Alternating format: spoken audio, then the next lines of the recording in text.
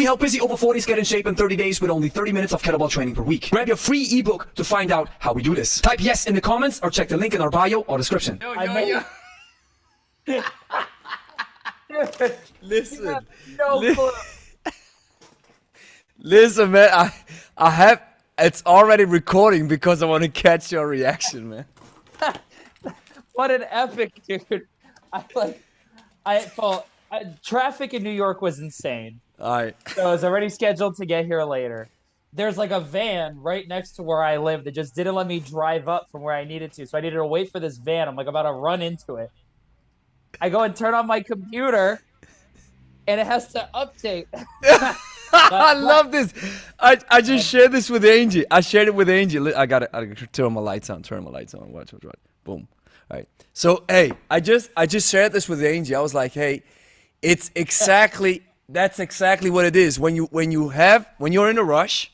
Yeah. Of course, your PC thinks now is a great time to update the system. It didn't even ask me a question. I turned it on and it was like, oh man. It's like I'm gonna do this. I don't care whether you like it or not, man. It's an expensive PC, so I couldn't hit it. But a part of me was like, oh man. I love this, man.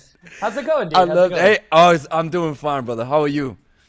Good. Is my sound a little better? I gotta set up the works this time. Okay, yes, good. it sounds great. And for those of you who are already joining, it's not live, but of course it's another episode of the Kettle Nights podcast, and I have my brother Emilio with me. So for the second time, and we were texting back and forth. I was like, yo, we got to set it up at. So he wanted to postpone it right 30 minutes later, and then was like, hey, yo, I'm running, I'm ready, and then I wanted to get this live. So. Ladies and gentlemen, we're just having a conversation, and I just want to use this opportunity right now to let you know that at the end of January, it's the 18th, right? So you voted. I saw it. And did you get the confirmation already? I did, yeah. I'm pretty sure that I did. Yeah. Awesome. So what's going to happen, my friends, is we have a Kettle Nights roundtable. The last time I did it, this was in 2021, I think, or 2022. And I had Steve Carter, Luca Kurcher, and Sean Mosen on. But this time, I'm having Emilio, I'm having Pat Damiano, and Eric from Eric Does Kettlebell. I have these guys on, so it's going to be an awesome conversation. I can't wait. I'm excited too. Yeah, but because it's so. Oh no, you continue. Sorry. Yeah, I feel like this is a awesome energy that I have to combine, because now I know what Eric's like, I know what Pat's like, I know what you're like, and I think we're gonna bring a lot of heat, a lot of fire to the combo. And it's the first time actually that I wanna, like I told you guys, we wanna use some keywords. Maybe it's not just kettlebells. Maybe it's gonna be some like, hey, Donald Trump, what do you guys think? Oh, okay. And yeah, just I saw some of the topics. having a conversation. I was like, oh, yeah, having a conversation. Cut it up. Right. Cut it up. Just like Joe Rogan style. Still focused on kettlebells, and of course, we have New Year's resolutions coming up, right? So we want to motivate people to stick with it, and I'm really interested in how you guys plan on doing this, how you motivate your clients, how to motivate yourselves. But this is going to be an epic session, man. And hey, where's your sweater? Dude, I don't have any Christmas stuff. I was looking for it and I don't have anything. So you have a High Rock sweater. I wore a High Rock sweater on purpose from our last conversation. Awesome. That works too. Yeah, but I was gonna say, I'm super excited for that conversation. But have you looked at the numbers of that conversation? There was like an odd one out. It's like on Instagram or on YouTube, you have like 30 or 40K followers. Pat has like 200,000 followers. Yeah, Eric Pat's has like massive. 100. Yeah. And then I have 1,600. Listen, man. No, I don't. I mean, hey, I don't care. Nobody on God's green earth cares about these numbers unless it's you and me who live in that stupid bubble. Yeah, or like sponsors sometimes, I guess. But that's not how I make my and money, sponsors. so And funny, come on, man. We can fake these numbers all the way. And then sponsors are brands who don't know their stuff. They be like, oh, this guy got a lot of reach. And come on, man. This is, nah. Hey, and let me tell you, man, I don't care about Pat. Pat's great. Yeah, Pat's solid. Pat's solid. You're solid. Eric's solid. It was like, awesome, man. This is going to be a great conversation. And I don't even have, I don't have big numbers. Who cares, man? Nobody does. It's all about serving value. It's all about getting together, especially like-minded folks who share similar vibes, especially hi Lisa. I saw That's what that. it is, man. Yeah, our episode has a lot of views too. Yeah, Our hey, episode, has a lot of listeners. Yeah. yours. Let me tell you, man. Hey, I was like, I have the biggest views that I have is the one with Jeff Newport. That's like 3,000 views. Oh, and by the way, we've cracked 1,000 subscribers, man. Oh, nice, man. Congrats. That's awesome. Yeah. Now I big like deal. it. Thank you, man. Like I told Pat. Now that Joe Rogan's money's about to flow in, man, and it's Yeah, you hit 1K and it's dude, you're massive now. it's gonna be great. Hey, I already got $1.60 off the analytics, so you that's need 1K that's some to chewing gum. monetize. Yeah, that's awesome, man. That's awesome. You Okay, got no, I mean, to that's a celebrate big the deal. small wins. Yeah. Like jokes aside, So- we're making jokes, but that is a big deal though. It is a big deal, Yes, let me yeah. tell you. And I'm actually proud because it's my second YouTube channel. I mean, the big one, of course, obviously is generating some nice revenue every month, which I'm really happy with. But having a second channel cross the 1,000 subscriber mark and now being able to monetize it, man, that's an achievement. And It is, and, yeah. and it's easy content. It's conversations with people that I like, stuff that I can learn. We record it, we put it up there. Man, I think talking about Joe Rogan, man, you mentioned something about the numbers. We're going to get back to it. But Joe Rogan, I mean, isn't that awesome? You can talk to folks. You can talk for 4 hours. I mean, the Alex Jones episode was crazy. Yeah. 3-4 hour episode. And then you have a conversation with your friends. And then you get some dough off of it. Wow. But even more than that, like, that's great too, the money and stuff, but it's also testament. I was actually thinking this totally on a different scale. So I don't know if you know, I competed in a strongman show last weekend. Yeah. I came in third. I saw that. Yeah, I came in third. I saw that. Awesome. Won it first. But I teach a strength and condition. Well, I teach a lot of classes, but like my flagship class is a strength and conditioning class that I teach Monday, Tuesday, Thursday, Fridays at a pretty big gym. And somebody was covering, and she's a great coach, but one of my friends who was working out there, and he was like, how many people usually show up to your class? I was like, 15 to 20, like 25 sometimes. He was like, so not 3, right? Not 3 people. Yeah. And I was like, oh, Not no. 3. And I kind of had this moment where I was like, and I'm connecting it back to you, where I was like, to an extent, like, yeah, we're in this fitness game, but people show up for us a little bit. Like, 1K followers, like that's a testament. That's 1,000 people showing up for you in some way. Exactly, man. Like that's a big deal. Oh, like you're having a big impact. Oh, so like, yeah. you're proud, man. That is a big deal. Like I'm sort of belating the point because really that's awesome. You're right. So isn't it sometimes that we're blinded by these big numbers, right? Yeah, we are. Yeah, When you look at, for example, one of the biggest streamers in the gamer space, Dr. Disrespect. Look at this guy. When he's I'm on, familiar, yeah. oh man, when he's on, he's got like 20,000 people live Insane. with him, and then they donate, and he makes, and I mean, putting the money aside, but just how big this guy is, and then you look at your numbers, and even bigger folks in that space, you're like, wow. Jeremy Etienne or Athlete X or all these guys, they put up the video, bam, it crashes like 1 million views. Or you put up, you're a rock star and you put up GTA 6 and it blows up the internet. Massive, yeah. Yeah, it's true. You do. This You is become crazy. desensitized by the numbers. You do. Yes. And But you people kind are of don't realize. Yeah. Well, I was gonna but say, you're like, so in right, fitness, man. You're so yeah, right. you change one life, and that's a big deal. 100%, brother. Like, you know what I'm saying? We think, 100%. going back to Pat, because we'll be talking to him. He has 200,000 followers. I mean, that's a lot of followers on Instagram. But if you think about it, like back in the day before social media and stuff, if you changed 10 people's lives, like that's a pretty big fucking deal. Wow. Or like if you're a teacher and you change 20 lives in a year, like you're making a big impact. So it's interesting how we think about it. We're so obsessed with numbers now. It happens with lifting too, right? Like everybody's so obsessed with these 800-pound deadlifters. Now 500-pound deadlifts seem route. It's like When that's actually a it's big like, come on, man, that's easy. Even though that's like, are you crazy? 250 And a lot of the kilos? people on Instagram, they're not actually deadlifting 250 kilos. They'll say it is. Isn't it most of the time that the people who are one guy? I'm not going to mention his name. It's a not a person that I know, just a moniker that I see on YouTube. And sometimes I don't know if you're familiar with this, but sometimes You have just certain users, they pop up all the time, and they always have something bad to say. And you know, funny thing is, when I don't like something, I just tune it off. I don't feel the need to reach out to the person and tell them more than once that I don't like what they're doing, or that it's like, hey, rah, rah, rah. You get what I'm saying? I just tune it off. Person's commenting on your YouTube. That's Yes. So there's this one guy who's saying, I shared a workout, and then he's like, come on, man, I did X amount of reps with clean and thrusts in 20 minutes, blah, blah, blah. This workout's a joke. Like, come on, it's okay. So the next one, he's like, hey, man, you realize that your kettlebells are way too expensive. Just saying. And then you see these monikers. He's not the only one, this guy. They pop up on a regular. And then I'm like, come on, man. I even forgot what I wanted to say. I get with what you're saying. Like, and I kind of had the same thing, because again, we're not the same, but like I'm on Reddit all the time. Like that's kind of how I got my online journey started. With working out and stuff like, and even coaching too.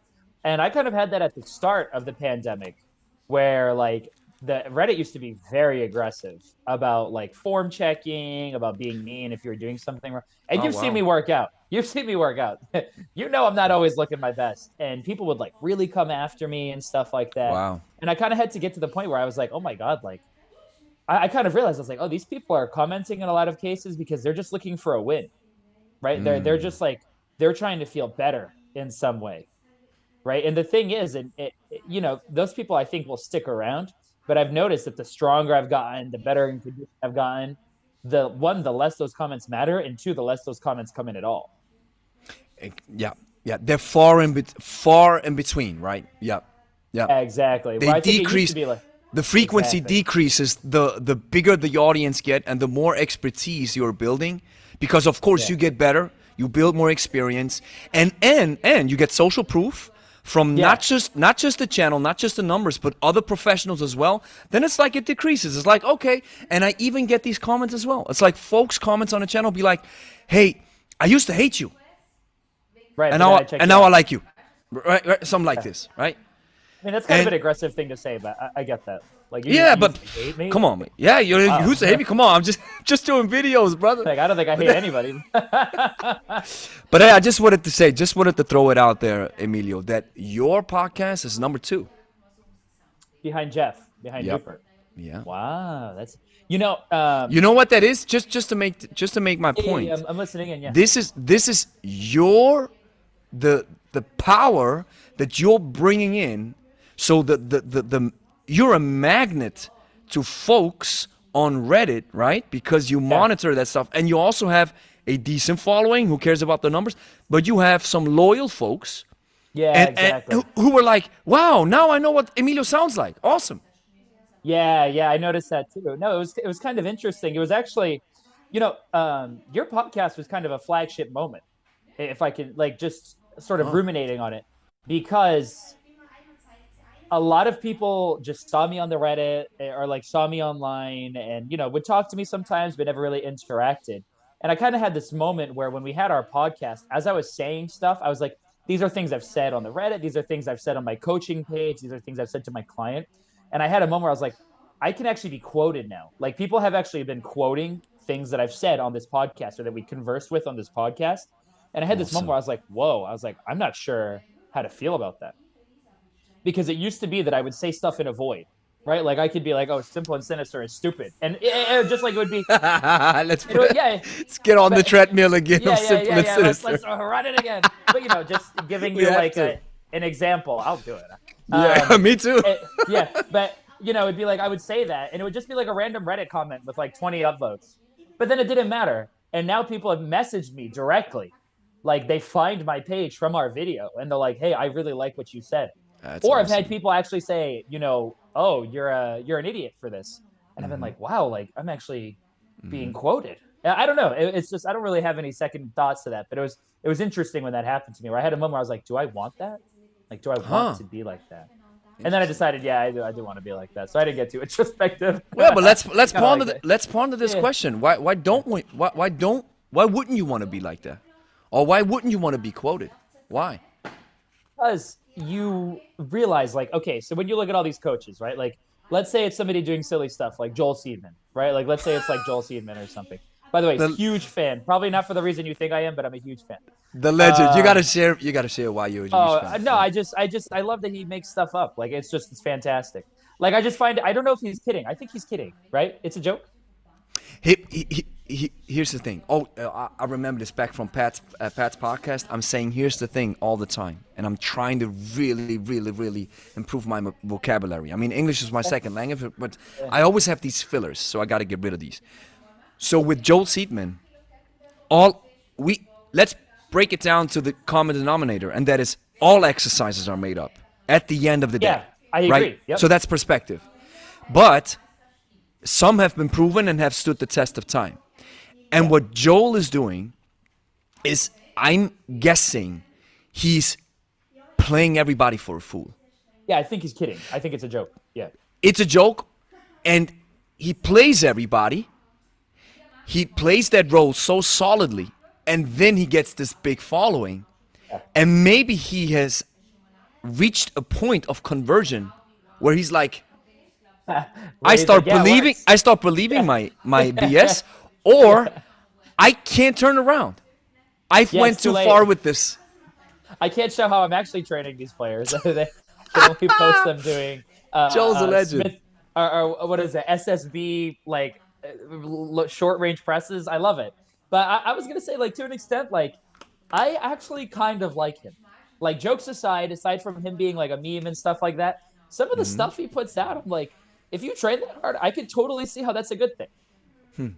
Like when he does the like the isometric like chin ups where you have like the chains over you and stuff, and you're doing like an L sit hold, like that seems like a pretty legit exercise. What? L sit hold on? Yeah, you're doing like an L sit with rack? chains around you. Yeah, you and pull yourself you're holding up that position halfway up. with that chains. seems like a legit exercise. Yeah, seems like an that seems isometric fun. exercise. Yeah. Exactly, and I think people sometimes when they try to become a critic, I think they lose the forest for the trees a little bit.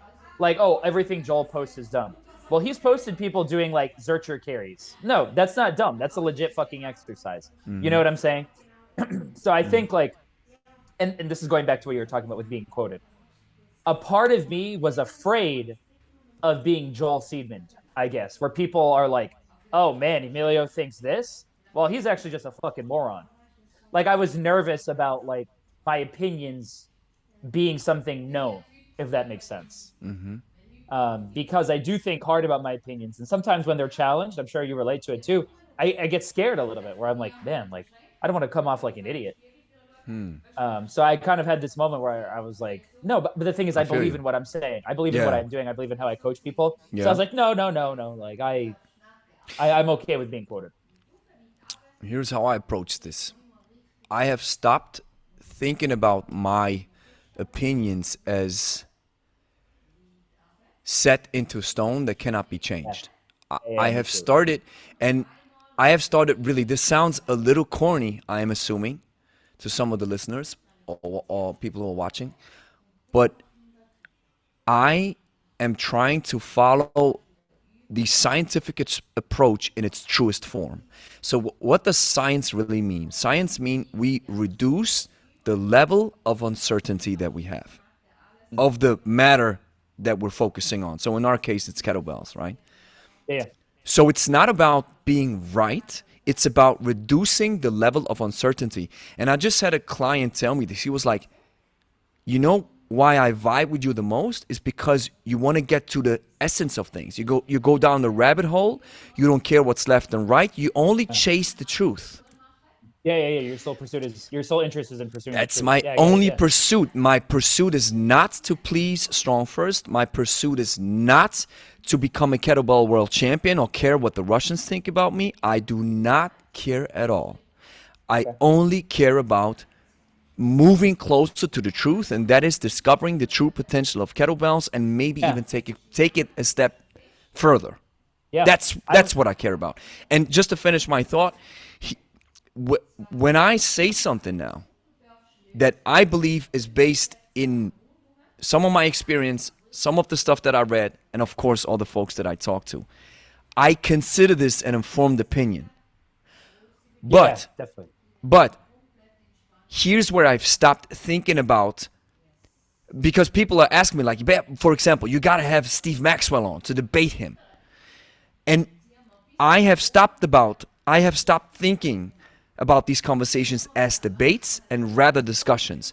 We throw things at the table, our truths at the table, and then we see what sticks after we punch holes in them. So if you challenge my opinion, you're welcome to, because if you punch enough holes into my opinion with logical and valid arguments, you're forcing me to adapt it, which is a great thing, which means we're coming closer to the truth. I was going to say, let me ask you something. This is related, and I like this discussion point, but you mentioned Steve Maxwell. Like, are you legitimately interested in having a conversation with him? Most definitely. Like, oh, really? Because he seems very bad faith to me. Like, it seems like he's just kind of trying to get, like, attention.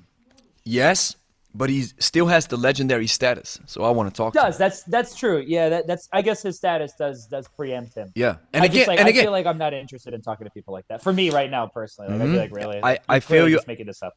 I feel you 100%, and I wholeheartedly do not agree with his point of view. And I also think, because funny thing is, you know what YouTube's like, the algorithm. Once you pick up something, the algo's like, hey, let me drop truckload of of the stuff you want to watch. So I saw another video from Steve Maxwell that he had with a channel which I've forgotten the name, and it was the same. Kettlebells are bad. It was the same. It's like it's his shtick now. It's his. That's what I'm saying. Like, it's not really a good tip faith. of the Like, spear. I'm not Yeah, interested in that that's type- the exactly. So the tip of the spear in his case is like, I want to penetrate the fitness industry with my philosophy. The kettlebells are the worst thing ever. So if you have that point of view, of this attracts me even more to you, because then I'm like, let's talk about this. Let's talk. Why do you think that is? And let's just play it through, because Steve shared in this recent conversation that he had with forget these names, man. Another channel. No, Vincent, exactly. Yeah. So he said, yeah, kettlebells really bang you up. Okay. So let's backtrack this, brother. Let's check this. So kettlebells bang. What does that mean? Yeah, it doesn't mean Pat anything. doesn't mean anything. First of all, Yeah. but Pat shared something very valuable. It's so great that I had these conversations because they always pop into my mind. Pat said, sometimes we have a situation and we blame the wrong component of it. So for example, you start doing a kettlebell deadlift for the first time, now your back hurts. That's not the deadlift. That's not the 50 kettlebell either.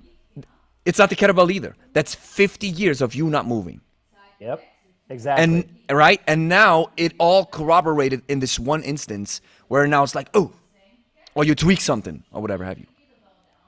And so with Steve Maxwell, that will be my approach. I'd be like, listen, man, kettlebells bang you up. Great. You do jiu-jitsu, right? You do it on a regular basis. Exactly. You love it.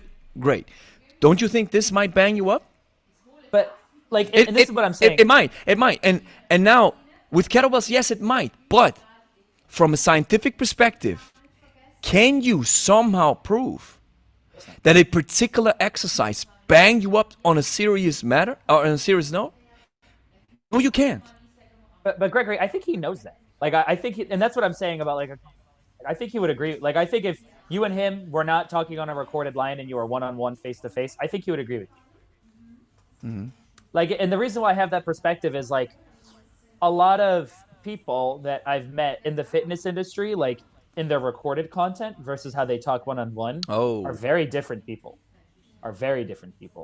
Like, as somebody who's paid for certs with people, like, the way that people present their training opinions online versus in person, usually you get a way, like SFGs, RKC, some of the other New York related certs I can think of. Like, I've been surprised where I've been like, oh, you think this, right? And they'll be like, I guess not really, actually. Not to that degree. You kind of get what I'm saying, right? Yeah, where, I get like, what you're saying. You're selling a product, so you have to buy the product completely online. But then in person, you know that's not the case, right? In person, you know that's not the case. One-on-one, when you're training your clients, you're not going to force your client to have a perfect hinge, right? If they can't access a perfect hinge. You're not going to regress them to a kettlebell wall deadlift if they don't have a perfect hinge. If they can swing good enough, you're going to have them swing. You get what I'm saying? Like, people's training opinions and training philosophies when they're not online become much more reasonable. like the same thing. Like all these people commenting on people like sumo deadlifting like 500 kilos. Oh, that's not as impressive as conventional. Oh, shut the fuck up. Like you just watched somebody sumo deadlift 500 kilos. You know what I'm saying? Nobody Exactly. does. And if you saw that in person, your mind would be blown. Yes. But it's because we're overstimulated online. We see all this Yes. crazy content like we were just talking about. Yes. So we get caught up and we end up having to say something when we can just not say anything at all. Yes. And not be annoying. But Wow. I guess that's neither here nor there. 100% agree. So especially that angle that you're taking with this approach of, hey, I say something different online that I say offline. Recently, I had 2 conversations now, 4 conversations about our new program that we're offering. It's called the Kettlebell Crucible. Oh, cool. Yeah, it's an awesome name. I was like, oh, I like love it. it. And it works, in German it works too. It's 2 very powerful names for this program. So I had this conversation with this, Kugelhantel, right? That's how you say it in German. yeah, that's the kettlebell, Kugelhantel, yes. But Crucible in German is Feuertaufe. Feuertaufe. Feuertaufe. like it. Yeah, sounds solid, right? Sounds really German. Yeah, sorry, I interrupted you. Yeah, it's so cool. it's all good, it's all good. So I had a conversation with this guy, and he was like, man, in my first career, the reason why I stick with you, because we were talking about videos and content, and, you know, it's kind of like a warm audience that comes from YouTube, and then they fall into the funnel, and then they have this conversation with me. So he said, the reason why I stick with you is because you're authentic. I was like, well, what do you mean by that? He said, you know, in my first career, he's 50 years old. He said, in my first career, I was a data analyst. So I was very online oriented, working with that kind of stuff. And so he says, my BS meter goes off immediately with a lot of the stuff that I see online. But in your case, it didn't. And I'm like, well, here's the thing. Here's the thing again. Good that I'm aware of it. It's good that I'm aware of it, all right? So my brain is now interrupting this pattern. That's good. So I do not share anything online that I don't believe in, first of all, and that I wouldn't teach kettlebell related to our clients. For example, I came up with this video idea, and I have to write it down actually. Let me write it down. Get that pen. Let me write it down. Get that pen and paper, man. I got to write that. That's right, you need it. Yeah, here's what I call it. And I love it because I was working with the client in today's session in the morning. And here's a very fantastic approach about the kettlebell swing. And the way I think about it, and I was kind of like amazed at myself, not to touch on my back and be like, I think I'm so suchy much. No, that's not it. I was amazed at my thought process because of the way I break down the exercise. Okay. So when you do a kettlebell swing, especially, I call it the hybrid version, where it's kind of like a Bruce Lee swing, the martial arts swing, the hand-to-hand version, where you don't use tension all the time. It's rather like a strength endurance style, but not the sports style where you use a double bent knee. Like I said, it's something in between, right? And all of our clients do it, and it's so awesome, so awesome. And you see technique changes with some of the clients. Some do it like this, some do it like this, but everybody focuses on the most important aspects of it. So when you do the kettlebell swing, and I'm asking you, I wonder what you think. When you do the kettlebell swing, you start from the backswing, right? Yeah. And you hip thrust the weight upwards, so it starts flying, right? And then gravity sets in, you switch hands, even if you don't switch hands. Let's stay with the single arm, even easier to understand. So you keep the arm extended, but since you don't want to muscle the swing, you keep the arms loose. Yeah. So you let gravity set in.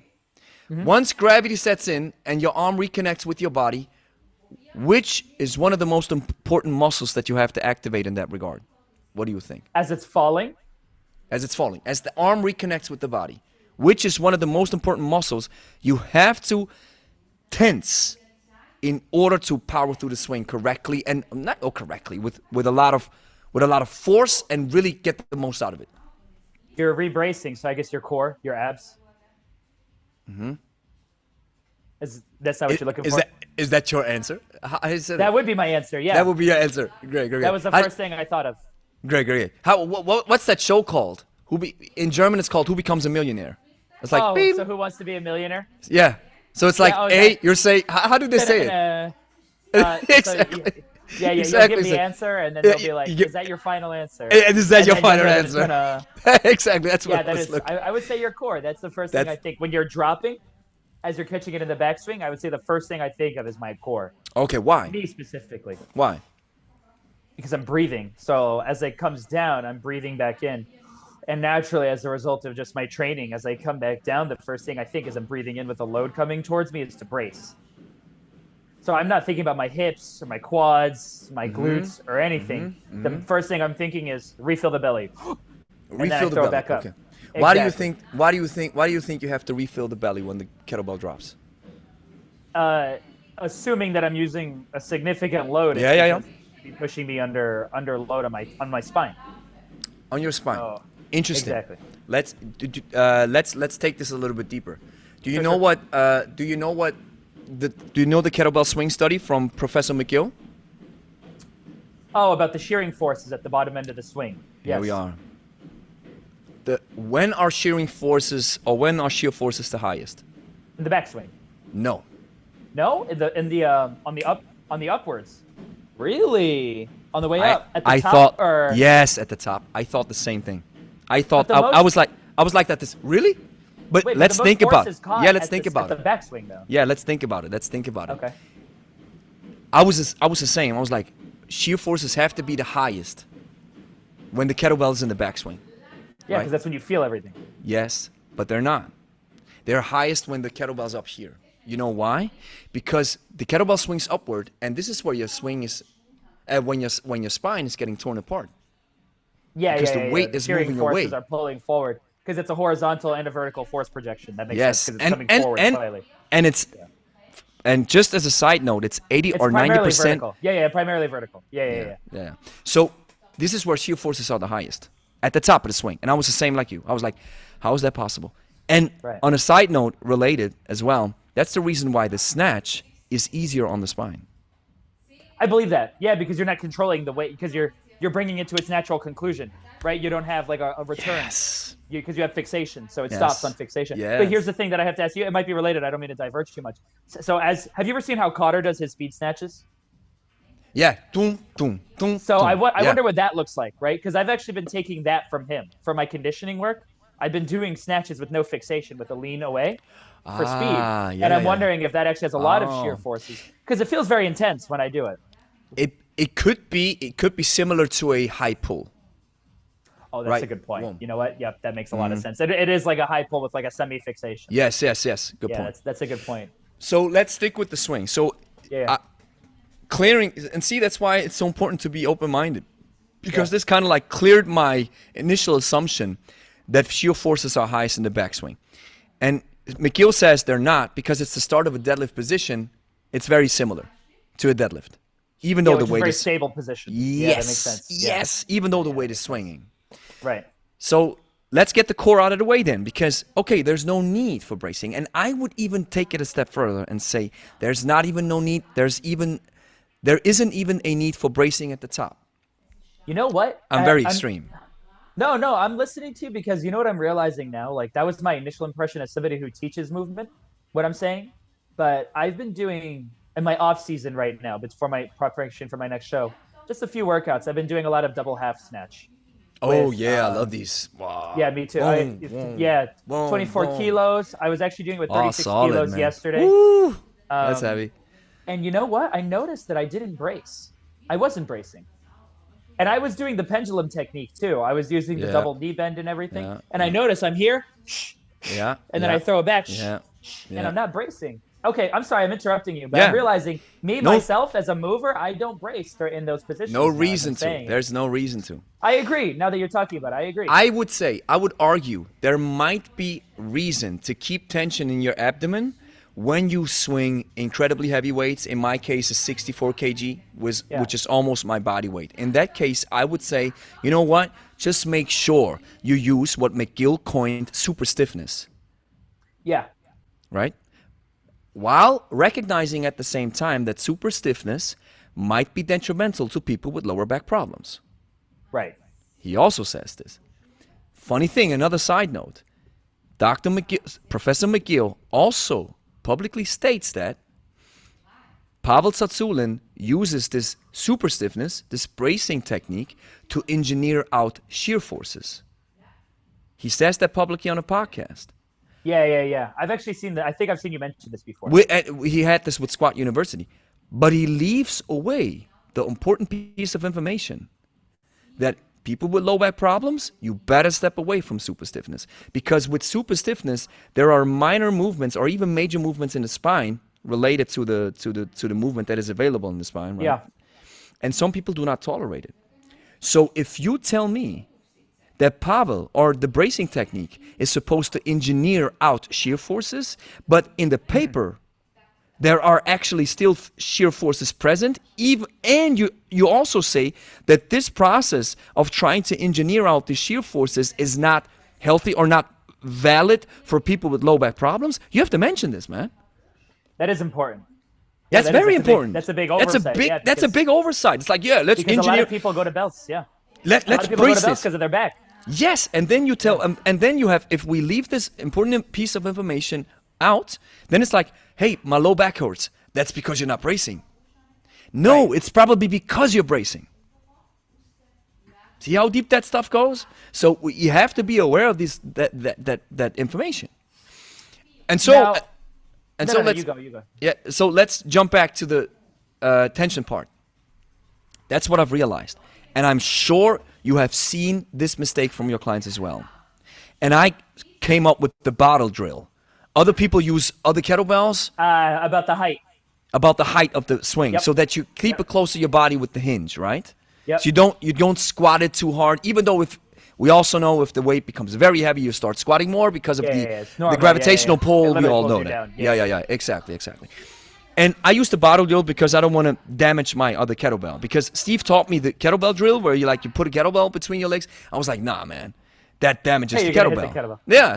So use an empty bottle. For those who are listening and don't know what I'm talking about, use an empty bottle about this size, right? Just a average size bottle that is empty, made of plastic. You place it between the legs of your client, and then as you're swinging the weight, and the kettlebell drops too low, he hits the bottle, and this is a great signal or a great cue that the kettlebell travels too low. Yeah. So here's my follow-up question, Emilio. I'm listening. Yeah. If we know that this is a mistake that we want to correct, which muscle do we have to use in order to decrease the height that the kettlebell is traveling in the backswing? So in order to decrease the height, Think about it. if you're getting too low, you have too much knee bend, or alternatively, you could have your hips pushed too far back because you're doing a tipping bird swing. So the muscle that would offset that so that you have proper, is it your lats? No, it's not your lats. There you go. It is your lats. It is your It lats. is the lats. Okay. It is the lats. Yeah, that makes sense because it keeps the bells high, right? Because if you go like this, that's what everybody does when they mess up their swing and they swing too low. They go like this. But interestingly, the more I've been delving into the sports swing and the pendulum swing, that's what you do with the double bell swing, right? You actually go like this. Yeah, you go like this. But here's the thing. Now it's a real thing. It's when you drop it, you actually go into a kyphotic position of the spine. Yeah, you do. Yeah. Yes. the But back still when the kettlebell's here, I have tension here. Yeah, me too. Yep. Because I also found out with the double bent knee and the rather sports style, where you go into a kyphotic position of the spine, of the T-spine, when you drop the kettlebells into the backswing, I keep tension and I feel that my lats are like a spring. Yeah. The I know bells exactly what you mean. Yeah, the bells come up way easier. And so to finalize my conclusion on my thought process, I've realized, okay, they always say lats tight. I agree, but when? Not at the top of the swing. No, at the back. At the back. Yeah, Keep the that's arms true. close and pull your arms in. And for us who are movers, who know what we're talking about, it's keep the lats tight. And for people who don't know what this means, it's like keep your arm close to your body. Yeah. Really push it in. Yep. And here's what I now dubbed this. I dubbed this loading the sling. Yeah, because you're pulling back. Yeah, that makes perfect You're sense. I pulling get that. back. And think about a sling or a catapult. Yeah. If you load the catapult, right? And so the band that holds the kettlebell has no tension, there's the flipping of the kettlebell. It's not going pole, anywhere.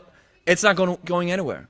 Yeah. So imagine that in the kettlebell, the tension, the band that holds the tension is your lats. And this is Yeah. how you load the sling, all the weight, and Yeah. then your hips can use most of their force, because now they can move against an object that is coming stable. with that's stable. Yeah, that makes perfect sense. Although I think actually, we were talking some smack about Pavel in the past. I think he actually has identified this. I think he's actually identified did? this, right? Great. Where he's called the backswing, or he calls the swing a pull. Right? Like he would consider, or the hardstyle world largely considers the swing a back exercise, like a pull exercise. So yeah, see, I'm coming to the same conclusion. Awesome, and I think. that's Don't great. quote me on that, but I think I'm right. Like I don't think That's I'm what it coming is. up with that out of nowhere. I wouldn't call it a pull. Yeah, me Pull neither. is maybe too. I said Pavel said it, not me. Yeah. But pull is maybe a little bit, but it's easier to maybe visualize. Yeah, Because you're a like keeping it pull loaded. for me is really where you dynamically move the lat, right? Exactly. So Yeah, it yeah. shortens. But with the backswing, it's like keep the tension. It's an isometric. So the lats play an isometric part, Yep. so that you can load the hips. So that, I love how you say it, so that the weight stays stable. Yep. Yeah, so that And doesn't it's not because when you move- see, because what's historically the other issue you see from people, I don't have like a good demo right now, but like you see this happen to develop the backswing, right? Yeah.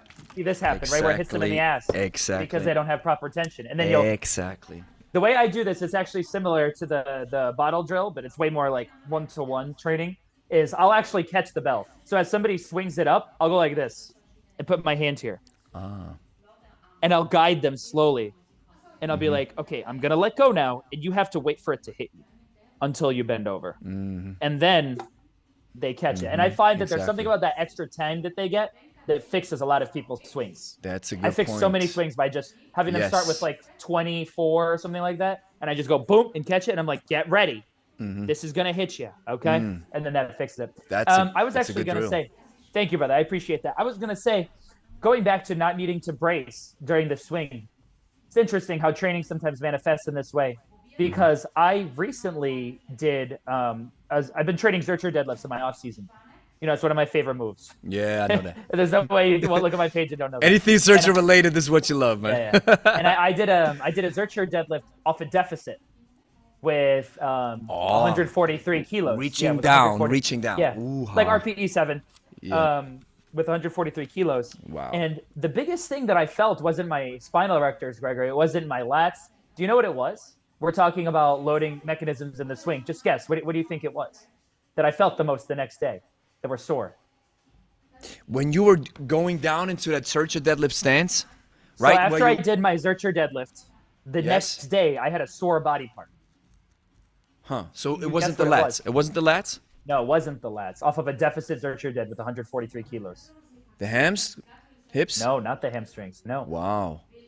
It's the opposite of what you were talking about with the swing. It was the abs. My abs were sore.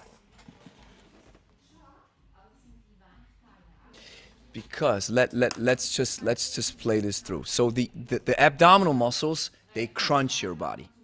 Yeah. And the erector muscles, they do the opposite. They extend your body. Yep. So as you go down into that bottom, your abdominals were isometrically loaded. Yep, exactly. I've never felt that before because my mobility has always been good enough in a Zercher deadlift that I can actually almost Zercher deadlift with a straight back. Almost. It's Wow. close. This is one of the first times I've done a movement where I was literally like, honestly, ass up. Like I was really like, Wow. almost like a stiff leg. Yeah, because it was off a deficit. Like the range of motion is enormous, right? Yeah. And so I could feel the next day my entire abdominal wall just like on fire. And it's super interesting because it makes me think, we're talking about the kyphotic position with the swing. We're talking about all this stuff. And it's like load is what causes bracing to be required. You get what I'm saying? Like my spine was in a compromised position at the bottom of that Zercher deadlift. And so I braced into overtime. It was probably the hardest I've braced in a long time. Do you get what I'm saying?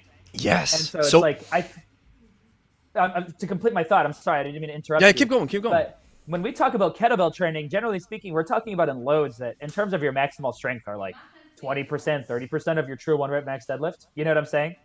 And I don't brace for a 30% of my 1 rep max deadlift. I don't know if you do, but I don't. It's not So necessary.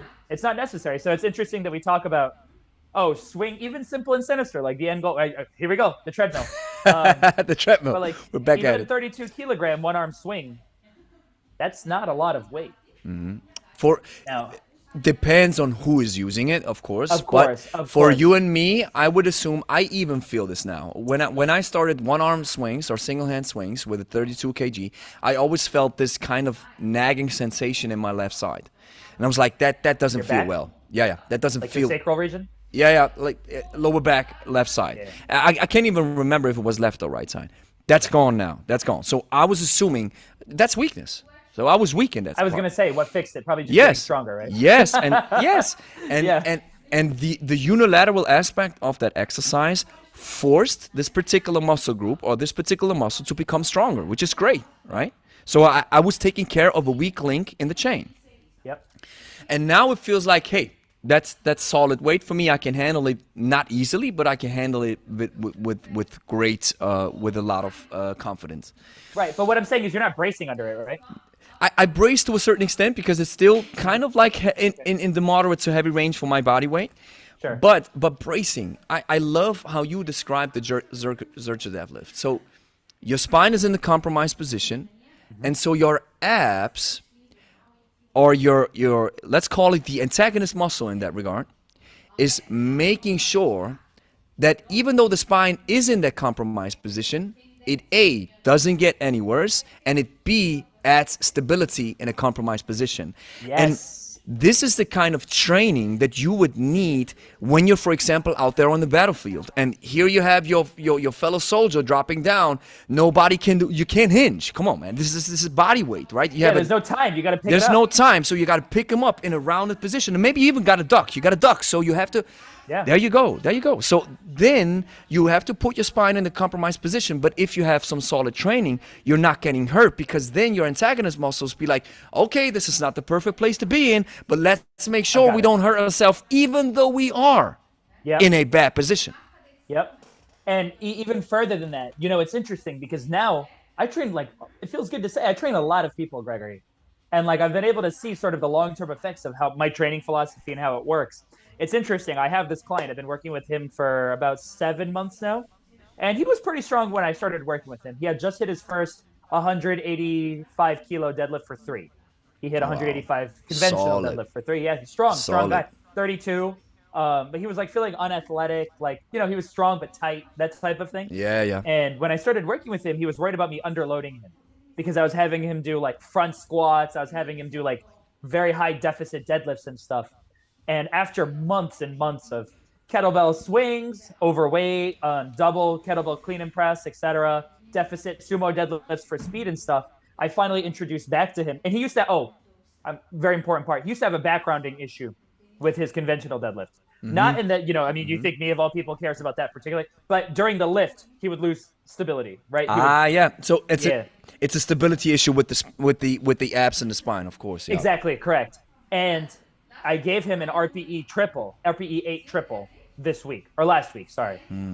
And he went for it, and I told him, I was like, 185 kilos is probably going to be your RPE 8. And he was like, no way, that was my max, and I haven't even done a conventional deadlift since working with you. And I was there, and I was like, go ahead, try it, brother.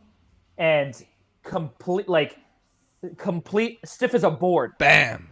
Perfect. Wow. And he was like, well, why did that happen? And I was like, because you've been training sandbags, you've been training all of these positions. When you are in a compromised position, if you progress it properly, the antagonist muscles, as you're saying, necessarily need to get stronger. That's So, a like, very good point, man. He didn't compromise his position at all because his abs are so used to contracting isometrically underneath way harder and weirder positions Wow. that his abs are like, oh, just a regular fucking conventional deadlift? Wow. Let's do it. And I've noticed that too. My back never rounds when it's not supposed to.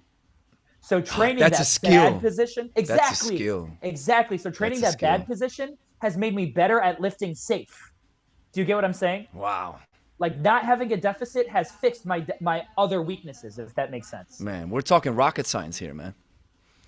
Dude, I love this stuff. Like, I Yeah. really do. Like, This I is joke about it. advanced, high-level stuff, right? Hold on, I It's tell all my clients. I'm sorry. I know I'm talking a lot. I've got this. I won't turn it around because I've got somebody's like information on this. uh-huh, But I have my whiteboard, uh-huh, and I literally get it out and get a marker and stuff like that and uh-huh. write out people's stuff. Yeah, And I so all love my that. clients, they joke, "Oh, what's the whiteboard looking like this week?" Because I just like I calculate it out.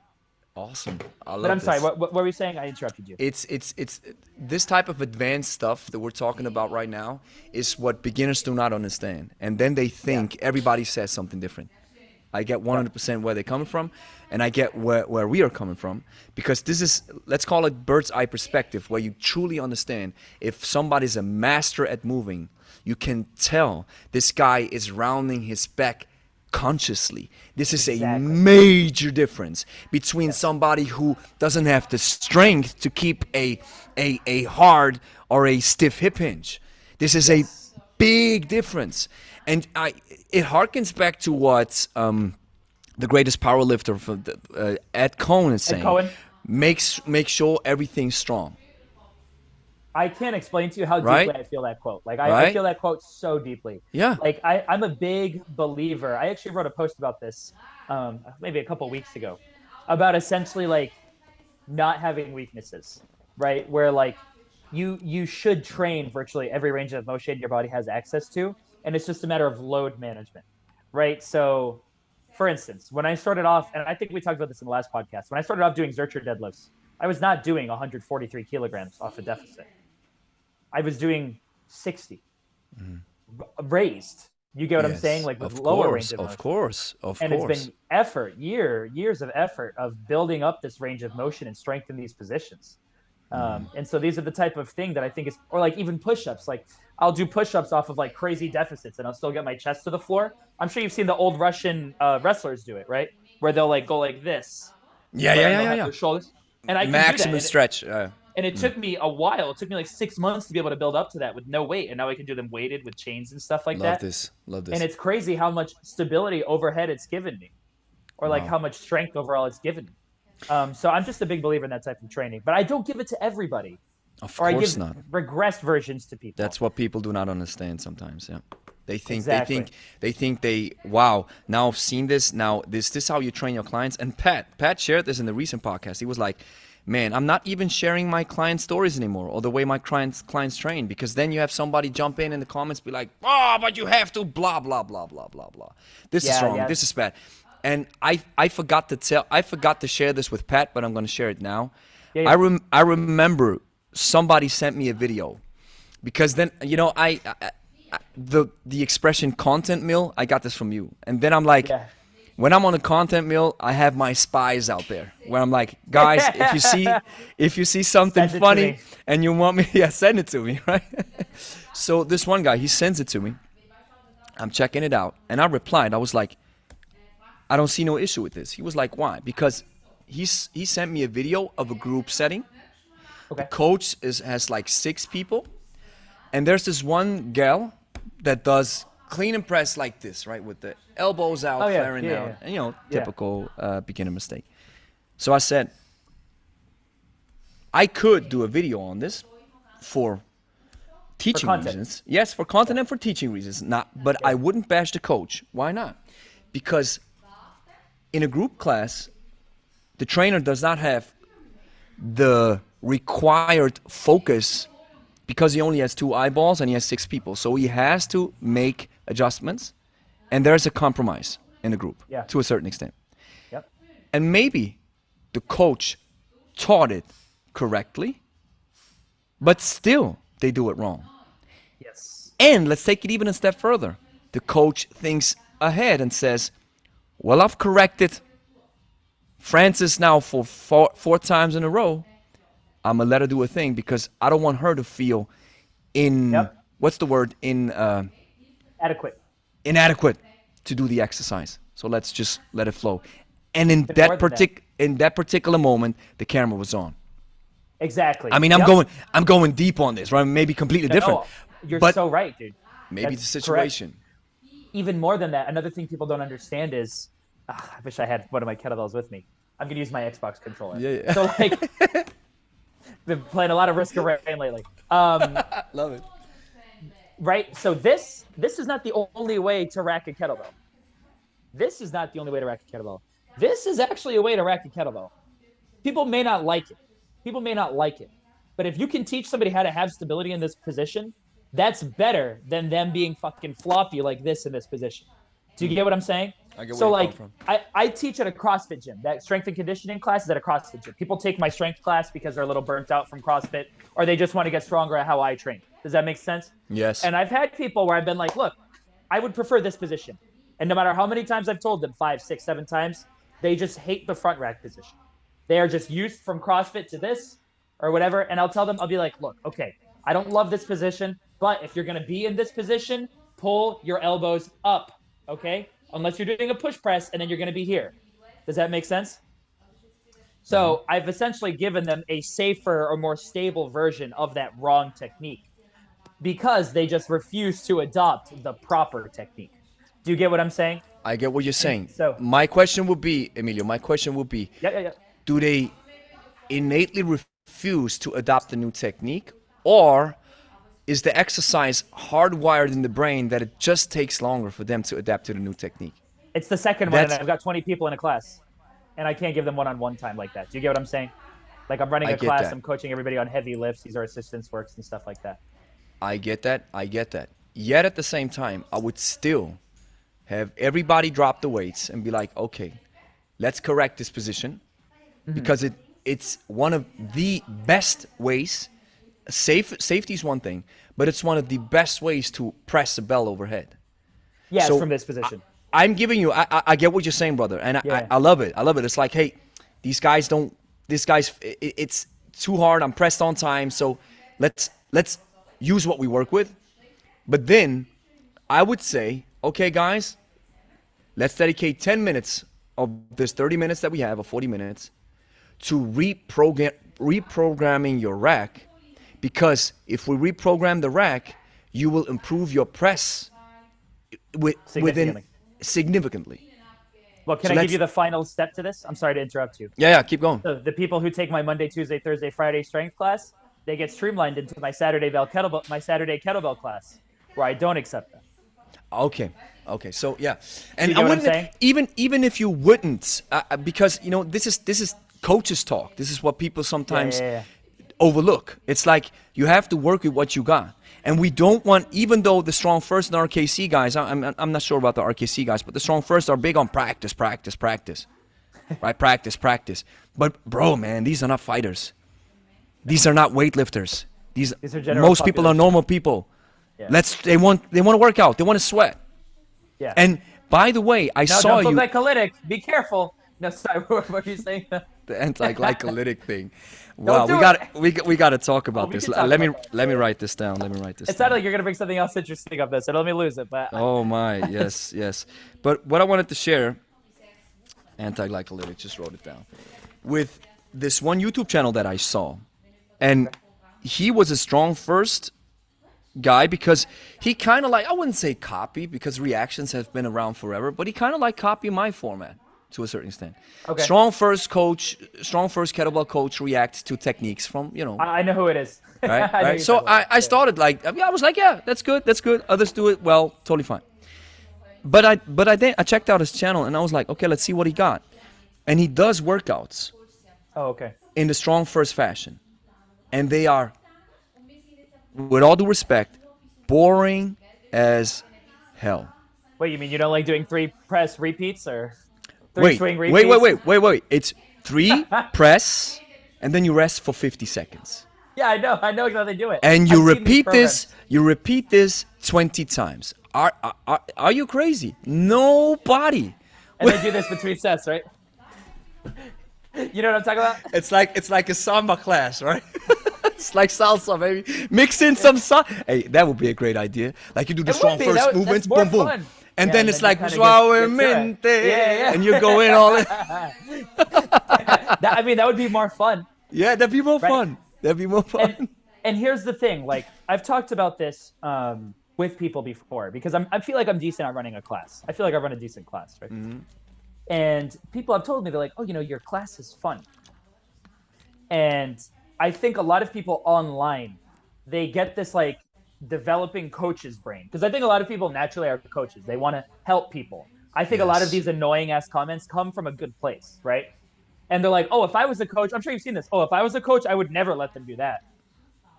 And the truth is, experience is the best teacher. You have no experience. You have no experience. Yep. Exactly. When I started being a coach, I was exactly like that. Because as much as I post my worst sets, I'm actually very technical. Well, you can tell from our conversations, I'm actually very technical. Yeah. I think these things through a lot, right? Me too. And me too. Exactly. Yeah, you too.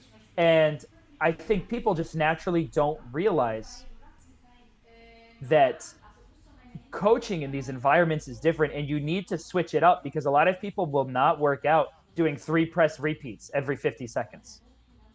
That is so fucking boring. Like, horrendously. You could make that a good workout if you added a snatch between each press. All the And salsa that would be moves. fun. All the Or salsa the moves. salsa. Yeah. Hey, Or you can if we split it ever if you get a meet, partner. if we ever meet We'll in do it. I'll person, do it with you. we'll do it. We'll hit the Suavemente song and we're We gonna could. do I'll this, do it. man. I know the lyrics, Me brother. too. Love this. But like that you could just make a small change. Like, you could press in between each of those snatches, or snatch in between each of those presses. Yeah. And that would be a more fun workout, even with that format. You get what I'm saying? People want to feel their heart rate jump. They do. And that's okay. Let me share how I now schedule I call them vanity workout on Wednesday and Friday. These are my vanity workouts, and they're yourself? also for myself. And they're also designed to use as little kettlebells as possible. Okay. For once, to give my system another stimulus, because I love barbells. Good for and you. I, Yeah. And I love burpees. I kind of fell in love with them. Body weight, barbells, dumbbells, love that. So it's like the idea on Wednesday and Friday is always, let's step away a little bit from the bells. They have still their place, but most of it is body weight barbell. Yeah. Here's how I schedule my workout. Because I shared this with Angie so many times. I'm like, I'm not sure. I recently went back to a typical bodybuilding type training when I was in vacation in Mallorca in Spain, because one of our friends has a hardcore bodybuilding gym. And this is where you can yell, and the machines are rusty and it's sweaty, and it's like you go balls to the walls, right? Because everybody's like, right? I love this. True ego, I love it. Yeah. And that put me back into the bro science style. Like, let's go. I love it. And so when I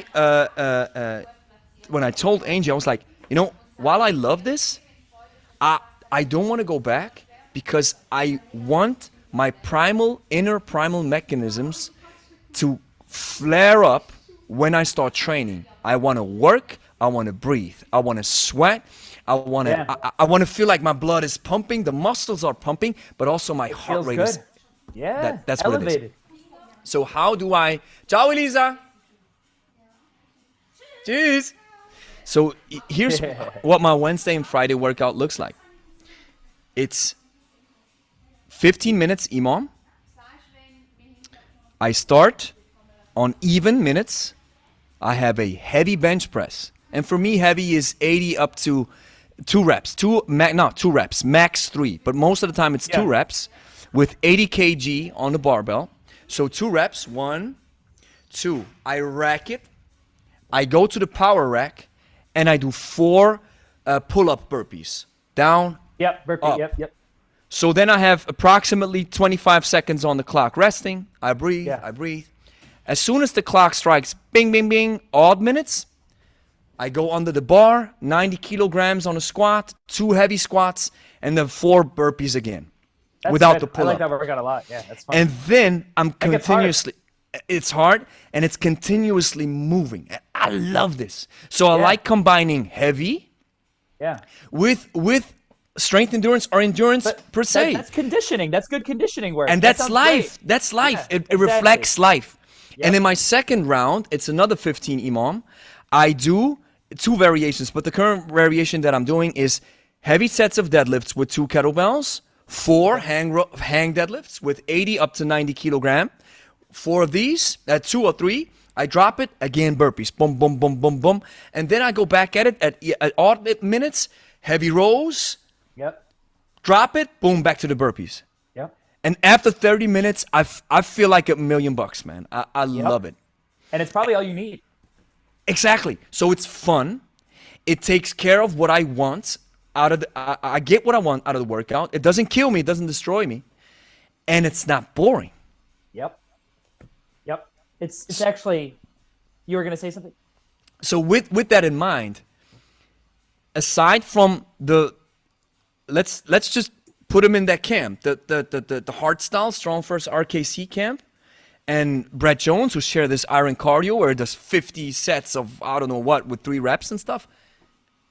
Average normal people, and I've shared this with Pat and I think with Eric too, where the money is for us coaches, because these people need help and they're willing to pay because they are in a lot of pain. You have to give them something that's fun. And I don't think that's fun. Oh my God. Right? Thank you, dude. It's the like truth, you're man. substantiating so much that I think. Like, okay, this is related and I'll connect it back. One of my favorite formats, and I did this before I had coaches, because I've had coaches now for about 2 years. I'm just like, if I'm to my own devices, I redline no matter what. Like, you could give me 2 16-kilogram bells, and I'm going to be on the floor fucking dying. That's just how I am. That's how I work. Okay. My favorite format that I had the most progress on was this format. It's inspired by 531, Jim Wendler, Cryptea. So I had 2 24-kilogram kettlebells, and I had my 49-kilogram kettlebell because of an error when they were being there. We talked about this last time. Yes. And my goal would be X number of clean and press in 30 minutes. Every time I drop the bells, it's like sport light. Every time I drop the bells, I had to do 10 swings or 10 goblet squats with the 49. And so I would start with And then get back at the Yeah. clean and press. No rest? Going. Like you'll have to rest eventually. You have but the goal to, is to go eventually. as fast as possible. Yeah. Wow. And so I started with 40, I like that idea. Yeah, until I got to 75. And dude, when I got to 75 clean and press in that 30 minutes with like 3 put downs, 4 put downs or something like that, I felt like a fucking monster. And I wasn't the strongest in my life, but I was probably in the best strength conditioning shape of my life. Wow. Like I just could go. You know what I'm saying? Wow. And it's such a simple format, and you can. I did an opposite. I'm writing it down right Yeah. now because it's so powerful. Exactly. And you can actually. I Yeah, keep going. I would do the same thing, but I would use double 24 front squat, and every time I put it down, 10 dips or 5 pull-ups. Great, man. With the same format. Yeah. Just wave the good load. stuff. So on that's a whole program. Monday, do it with 24s. Wednesday, do it with 20s and increase the volume by 10%. Friday, do it with 32s and decrease the volume by 25%. How do you call that program? How do you call that I actually method? have it. So it's a fun. I've never sold it because I don't really believe in selling general programming yet. I could be convinced. You should be. Between my clients, I call that the Ascension protocol. I'm gonna take this from you. The Ascension protocol. Yeah. I love this. That's what it's called. Yeah. The Ascension. And I've gotten one of my clients up to a double 32-kilogram press, and he weighs your weight. How much you weigh? 60? 70. He weighs 70. Sorry, Yep. So he weighs 75. Yeah. About. Yeah. And he pressed a single 32 on this program, despite doing double presses for 9. Wow. That's solid, man. Very Strict press or push pressing it?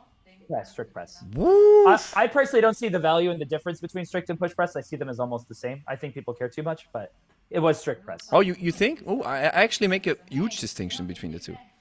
So for me, when it comes to training stimulus, I think you just do Oh, whatever your body needs to do. Yeah. Of course. Let your Like body it- adapt. What Yeah. we say, what we sometimes just yesterday in the Wednesday session, I said, hey, it's clean and press. Try to strict it, and as soon as your body tells you you're off, start pushing. I do the same thing. So that's what I mean when I say I don't see a difference. I Okay. practically do, but when it comes down to it, you strict press when you can and you push press when you need to. Important distinction. So you don't see the difference coaching-wise, but you see the difference in a practical sense when it comes to the exercise. Exactly. Okay, I just wanted to clarify this. Yeah. Okay. And I'll specify to my clients if they have an explicit goal to strict press more, I'll be like, okay, we're doing strict presses. But 9 times out of 10, I'll be like, why? If you can just push press it, why don't you just push press it? It's a better stimulus. You get more weight. You grow. Well, more. we could argue that the strict press requires massive upper body strength if you don't use your legs. So, but we But can for also people to have an hour to work out or 2 hours Yes, to work yes, out yes, a week, I prefer the yes, push press. yeah. You get what I'm saying? I feel Yeah. Of course. And we can also have a caveat to the heavy presses. There is a reason why they exited out was it the Olympics or the powerlifters? Olympics. Right? They were like, because people were bending like the, like snakes. Yeah. To press the weight overhead. But they were like, but for that reason, because a push press, yes, you have made it a push press. Exactly. Yeah, why not? Just done that. But I like it. I actually kind of like it because and again, when you think at it, when you look at it from a biomechanical perspective, it's exactly how you're supposed to press. And people are always mad about it. But here's the thing. You have to, especially a kettlebell, you have it here.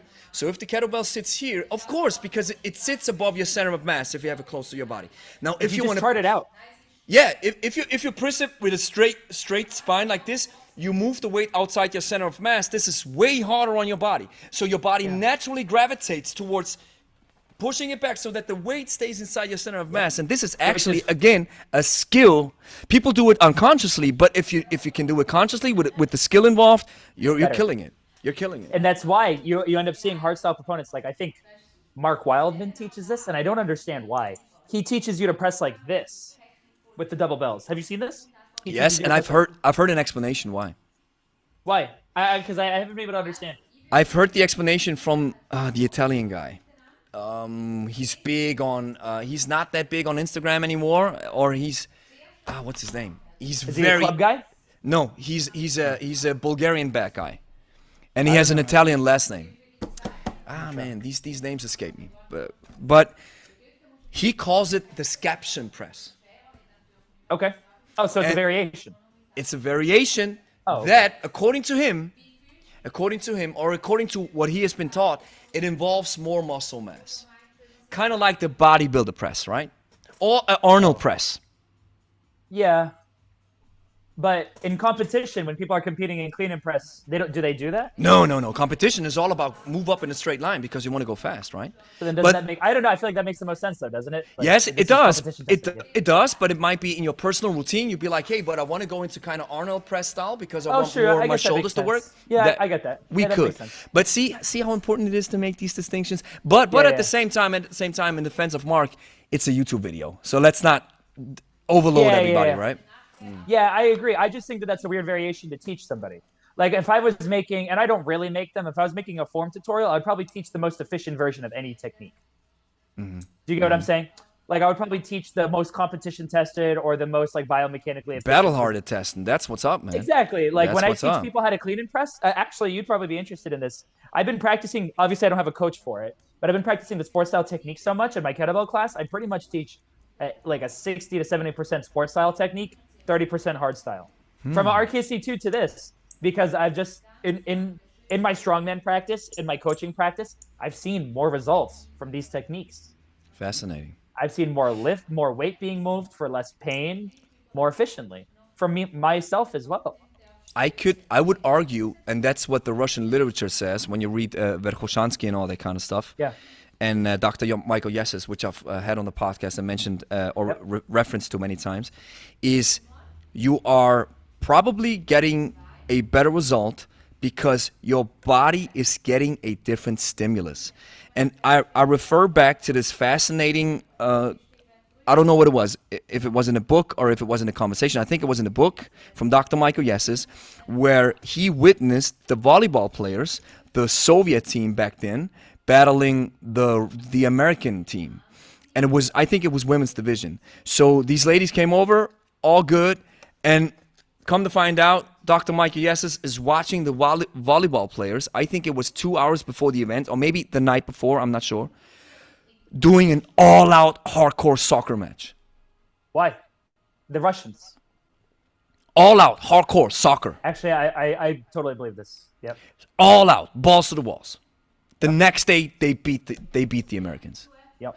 I believe that. Of course, it's not because of that soccer match, but the Russian coach explained it. It's the philosophy. It's take your mind and your body away from your regular activities, let your nervous system adapt to something completely different, and then you go back to your sport, you're killing it. Dude, I love this conversation. By the way, I'm saying this straight up, and I mean this with all the love, Gregory. I'm loving this conversation more than our last one. Because we're getting to like the heart of a lot of what I've been thinking. And this might not be as exciting a listen because I feel like we're talking about less hot button stuff, but like I think. But let me just interject. let me interject real quick, and then you can continue your thought. We have a lot of coaches listening, so That's true. We do. I think people are gonna love this. Because I've been chewing on that thing, because I've listened to our podcast multiple times, our episode, and I've been chewing on that quote that you have where you said it always comes down to the U.S. versus the Russians, right? Soviets and I back didn't realize, then. So yeah, Soviets. Yeah. Yeah, back But then. I've been thinking in my head like he was right, and I'm realizing the more I study sports science, the more I'm realizing I align with the Russian style of things. Like my clients that are training, like for instance, I have a strongman. He won his last show in my roster of athletes that I train. And awesome. He won Congrats. his last show. Yeah, thank you very much. And we did him a cycle where he Zercher squatted 245 for 2 or something like that. Something insane, right? Big. And I told him, I was like, awesome work, dude. Let's go run a triathlon. I love this. He was like, what? I was like, yeah, like let's run a triathlon. And he was like, why? And I was like, you're over specialized. He was constantly battling, his elbows were bothering him a little bit because he's just going so heavy all the time, preparing for these competitions and stuff like that. I told him, I was like, you've been in a state of mind for so long where you've been going like this, all tension. Under a Zercher squat, it's all tension. Carrying a keg, it's all tension. I was like, you as a person need to learn to let go. And I was like, and the best way to do that, because he's an obsessive guy, like he'll just fucking run a triathlon tomorrow if you tell him to. I was like, you need to learn how to be good at this because you suck at your carry events. You're just really strong. And so I was like, let's just go in a total opposite direction. And this isn't research. This is just like my feeling as a coach. And he's been like hitting, like he just hit like a 1 hour or a 2 hour run unbroken at a pretty good pace. And he's like, man, I feel great. Like I feel flowing. Like I feel like I let go of so much. And I'm sorry, I know that this is a long anecdote at this point, but it's just, I get why they had the volleyball players play that soccer match, because it's like the body needs that literally that GPP, right? It's and not I even realized, funny thing. If I may interject, it's not even the GPP. It's just taking your mind off. What you're specialized in. Yeah. And that's the crazy part. Even when you have a competition the next day, you have your team play soccer. Really? Yeah, I know. Oh, yeah, they could get Don't hurt. you want to focus on some drills and team? Let's meet. Right. No. Let's do something completely different. And then even that's the next step. And then go balls to the walls. It's like your life depends on it. That's how they played. Yeah, but they're killers. I mean, they're the best. Like that's what you're gonna get. Like the thing is, you have to understand is like, and this is something that bothers me. Talking about strong first, talking about hard style philosophy, is I feel like they encourage like giving 80%. Oh, why do you think that is? Well, I mean, I think Pavel in Acts literally says that. Have you read his book, Acts? Everybody's telling me to read it. I have to. Not there yet. Okay, Reading different stuff right now, but I'm a little bit currently. Just as a side note, currently I'm really focusing on the business side of things a lot, and I'm reading a lot of books and going into material in that regard. Yeah. And I know the other stuff is lagging a little bit behind, but I most definitely have Acts on my reading list. It can wait. Okay, it can wait. Okay. That's my review. Okay. Okay, that's my review. But in it, he like advocates. So like, you know how this is interesting. You know how hardstyle is always like all tension, 100% tension, right? That's what you were thinking when I said it. Yes. So Acts actually said the opposite. It's like give each swing like 80% of your total effort, and then follow the stop signs. So it's like if you start noticing degradation of technique or whatever it is. I haven't reread it. I only read it once. I love Pavel's. I love his writing style. It's so captivating. It's do the exercise and like follow the stop signs. That's like wow. That's just to we have to really. It is evocative. I do remember it. So. It is. See, it is vivid writing. Pavel is a master at this. In every book that he writes, it captivates you. It gives you clear instructions, clear drills, clear cues, and easy to understand. He's a master at this. I don't know if I'd go that. I agreed until the easy to understand. Have you read Quick and the Dead? Yes. Doesn't make any sense to me. Okay. Didn't read it thoroughly. Didn't read it thoroughly, but it doesn't make sense at all. I've read it like 4 times. Okay. No, it doesn't. I can't. And let's just here's the thing. Here's the thing, brother. I talked to Valery Fedorenko, right, and all these Russian killers. Yeah, that's an intense conversation. Yeah. So I was like, I wanted to mention this quick and the dead thing a little bit. With let's do cardio, the strong first style, let's do cardio strong first style, where you, just like Brett Jones says, you swing, and I'm paraphrasing, you swing a 60 kg for 5 reps, you do that for 50 sets. This is your cardio. And then they blah blah blah, the elevated heart rate, blah blah blah blah blah. Now there's a couple of flaws with this thinking, which I have read. Now I've read through the book, which I have to read it again. I think I've quoted it. Yeah, and he says, I've read it just too. all right. So just because your heart rate's elevated doesn't mean anything. If that's the case, if It's an scary when you're elevated, being fit. yes, see, okay, so that's one problem. The second thing, when I talked to Valery Fedorenko, I was like, well, how do you build the endurance? Should you choose a proper protocol, bro? Runs. You go running. You build the volume. You run. This is how you do it, my friend. Yeah, It's we all know about building volume. We And know then when you have technique, you build the volume, then it's double 24s, then it's 5 minutes, then it's 6 minutes.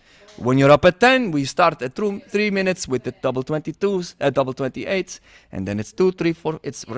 And then he said, you know, it's interesting. Would you tell a marathon runner to start running 100 meters, then stop and do this for 42 kilometers? That's a great point. I mean, no, obviously not. No, obviously not. Of It's a totally course you different can't. stimulus. Yes, of course you could include. I'm not a master at understanding endurance in that regard. Yeah, you could do speed work. Or Right? whatever it You may could be. do speed work. You can do some high intensity work. You can do some sprints. But boy, build that volume Yes. with locomotion. Locomotion, and that's why another important anchor to put right here is, that's why I love this kind of sport idea, or I call it rather the hybrid idea, is because this is how Steve Carter taught it to me. You attach the weight to your frame, the kettlebell. This the major difference between the kettlebell, the barbell, and the dumbbell is you have to grab a dumbbell. You have to grab a kettlebell, dumbbell, a barbell. But the kettlebell, you attach it to your frame. So then it turns into weighted locomotion. That's fascinating. You can't do it with any other training modality. And if you're saying, yes, I can use it with the dumbbell, no, you can't. Because the first thing that gives out is your forearm. Yep. It's true. Yeah, right? This is the weakest link in the chain. Yeah, So you're going to die with double 20s, but I can do double 20s jerks and cleans for longer sets of time. So it's a completely different beast because I'm inserting. So, right? So that makes sense. But the quick and the dead, and I sometimes, same with ACT, same with the anti-glycolytic protocol. They're so Pavel's so focused on this, and my only question is, okay, it's just, by the way, same with starting strength, same. Let me get back to this. If Pavel says anti-glycolytic and putting the bells down, and it's not redlining, it's not endurance, or even starting strength says running is bad and blah blah blah. Yeah, don't get me started on that. Do you really think that you can build a specific physical quality of the human body that has been done for ages by professionals, marathon runners, killers that run marathons in 2 hours? Do you think they use that protocol? And because if that protocol was so powerful, you'd have all the killers, track and field, everybody. That I love that Dan Jones quote. That's why Dan Jones quote's so powerful. He says, hey, if it's good, track and field folks would do it. Yep. If it gives you an edge. It doesn't? Yeah. Okay. That was a good impression, by the way. Yeah. I felt like I was talking to him for a second. and about starting strength, here's the thing. I recently heard a podcast from Starting Strength where Mark Ripito said something where I was like, You listen to the whole thing? No. Just a couple of okay. minutes. I was gonna be Not the whole impressed. thing. No. It's not easy to listen to sometimes. Yeah. That put it lightly. But they said, Mark said, it's all about building strength. It's the deadlift, right? Hip drive, it's the squat, it's everything. Okay, we got this. And then he says, look at Usain Bolt. He does his deadlift, bench, and squats. So I checked out Usain Bolt on YouTube. He does the stupidest stuff ever in the weight room. He's a specimen, dude. He's a He could probably specimen. not lift weight and still be the best. He's a specimen. And if you want to gain an advantage, look at the stuff that makes logical sense. And Andrew Charniga, the weightlifting scientist who I had on, He said, the reason why I side with the Russians, or back in the days the Soviets, is because A, they didn't have an incentive to sell you any program, and B, they were just following logic. Yeah. And it's not Soviet, Russian, I don't care, even if it's Chinese, it's not the nation. It's the philosophy behind it, not the nation. And that's what I meant in the conversation that we've had. It's US versus Russian. That's stupid. It should be everybody follow logic. Right. Everybody's going to try to be their best, or try to be the best. Yeah. Of course, just to finish my thought, I'm selling programs too. Yeah. But I kind of, not developed, but I coined this hybrid idea. Yeah. Where you use the let's call it the high tension methods, because don't be loosey goosey when you press a heavy kettlebell. Make sure there's tension. But if you use momentum, and what's momentum for? Momentum's unless it's a heavy barbell, momentum is to build strength, endurance, and power. Yeah. And power, but I would rather with a kettlebell. I get what you're saying. Yeah. With a kettlebell, it's rather strength endurance, right? Yeah. I get what you're saying. So then we have to follow logic and apply these mechanisms. And that's why I called it the hybrid and said, well, it's kind of like sport and high tension and high volume combined. Yeah. But my program is, I build it on fundamentals. What are we doing in the programs? Carries, Hinge, press, clean, squat. Yeah, exactly. Like, so here's like, when you get down to it, because we're talking about all the brass. No, this isn't the brass tacks. This is like the intricacy behind the brass, right? Like when you break it down, to me, I actually sent this to one of my clients, and it probably would be controversial to some people. I asked, we were just cutting it up. I talk to my clients all the time. And I gave him, like, the greater than sign. Like, like... The what sign? The what sign? Like the greater than sign. Like, like this is greater than that. This one? Yeah. Yes. And I sent him, he was like, oh, so like, what do you just think about training in general? And I was like, intensity is greater than quantity, and quantity is greater than quality for general population. And I was essentially saying... Let's break this down again. So intensity is greater than quantity. Quantity. Yep. And this is of volume or reps. Quantity is greater than quality. So like, I have seen, in my opinion, this is my opinion as a coach, keep sharing, yep. that people overvalue the importance of perfect movement. Oh, can you do a perfect swing? Can you do a perfect deadlift? But they train like fucking shit, dude.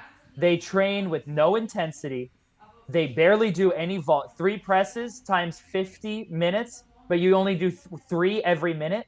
So you've done, I'm not that good at math. That's barely any presses. If you do it like once a month, you know what I'm saying? So you're doing 150 presses total at a lightweight. You know what I'm saying? Mm-hmm. And that's a long session, 50. And you're only doing 150 presses. That's one time in the whole week. Mm-hmm. Okay. So people online, and I see this because I'm on the Reddit, and I love it. Honestly, I love the Reddit. Like I'm making fun of it, but it's my favorite place on the internet. It really is. Awesome. But people will not make progress.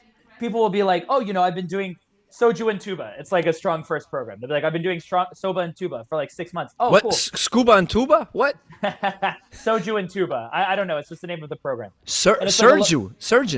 Soju, like the Korean alcohol. Korean soju. I didn't know what it is. Soju, Korean alcohol. Yeah. It's delicious. You should try it. Okay. Okay. I don't really drink very much, but I like it. Okay. It's Soju and Tuba. I don't know why it's called that. It's just some program. I got it. It's a very low frequency pressing program. Okay. And people will be like, oh, I want to increase my press, and they'll be like, I want Soju and Tuba. So they're pressing like 1 time to 2 times a week for barely any volume. And I'll be like, what people will be like, oh, what's been your progress? And they're like, oh, I went from 24 times 3 to 24 times 6 in like 5 months. And I'm like, it took you 5 months? And look, progress is progress. Okay, I'm not shitting on these people for making progress. But what I'm saying is, like, if you think about your time and if you care about your progress, these programs advertised as low intensity, low volume, these are not serving you. To break progress, you need to hit it hard, and you need to do it a lot. Like, when I made the most progress... you need to tell your body, you need to give your body a reason to adapt. Exactly. Like, let me put it this way. Okay. Let me pull out my calculator real quick, because I just want to do the math. Okay. Do it. So 540 divided by 2.2. Okay, so I went on a journey because I was dealing with some knee tendonitis from pushing my trap bar too hard, right? And I've like retooled my deadlift and stuff like that. And I went from essentially 385 being a pretty hard double because I just was not doing regular oh, sorry, not 385 kilos, like Pounds. 170 or Yeah. 70 kilos, being pretty tough because I was so deconditioned to it. So over the course of a specific cycle, about 3 months, going from 170 to 245 for two. That's solid, man. With chains, so not 100%. So 70 kilo plus, right? Exactly. In That's 3 heavy. months. That's now, heavy. I had prior experience deadlifting. I've been decently strong before. But within this training cycle, I had a massive explosion Wow. of my deadlift. And you know what it was? It was finding where I could hit the deadlift hard. Hitting that for some quality as I was dealing with my knee. Yes. And then finding other movements that train that pattern without bothering my knee. And doing a fucking lot of it. Athlete X had Athlete X had I think he was a power lifter or a deadlifter. It's something a very strong guy on, and he said you shouldn't. If I paraphrase it, you shouldn't stick too much to your. You should do your deadlift, bench, or squat or whatever, but you should also make sure you have some solid auxiliary. Dude, that's what made my Lifts. deadlift.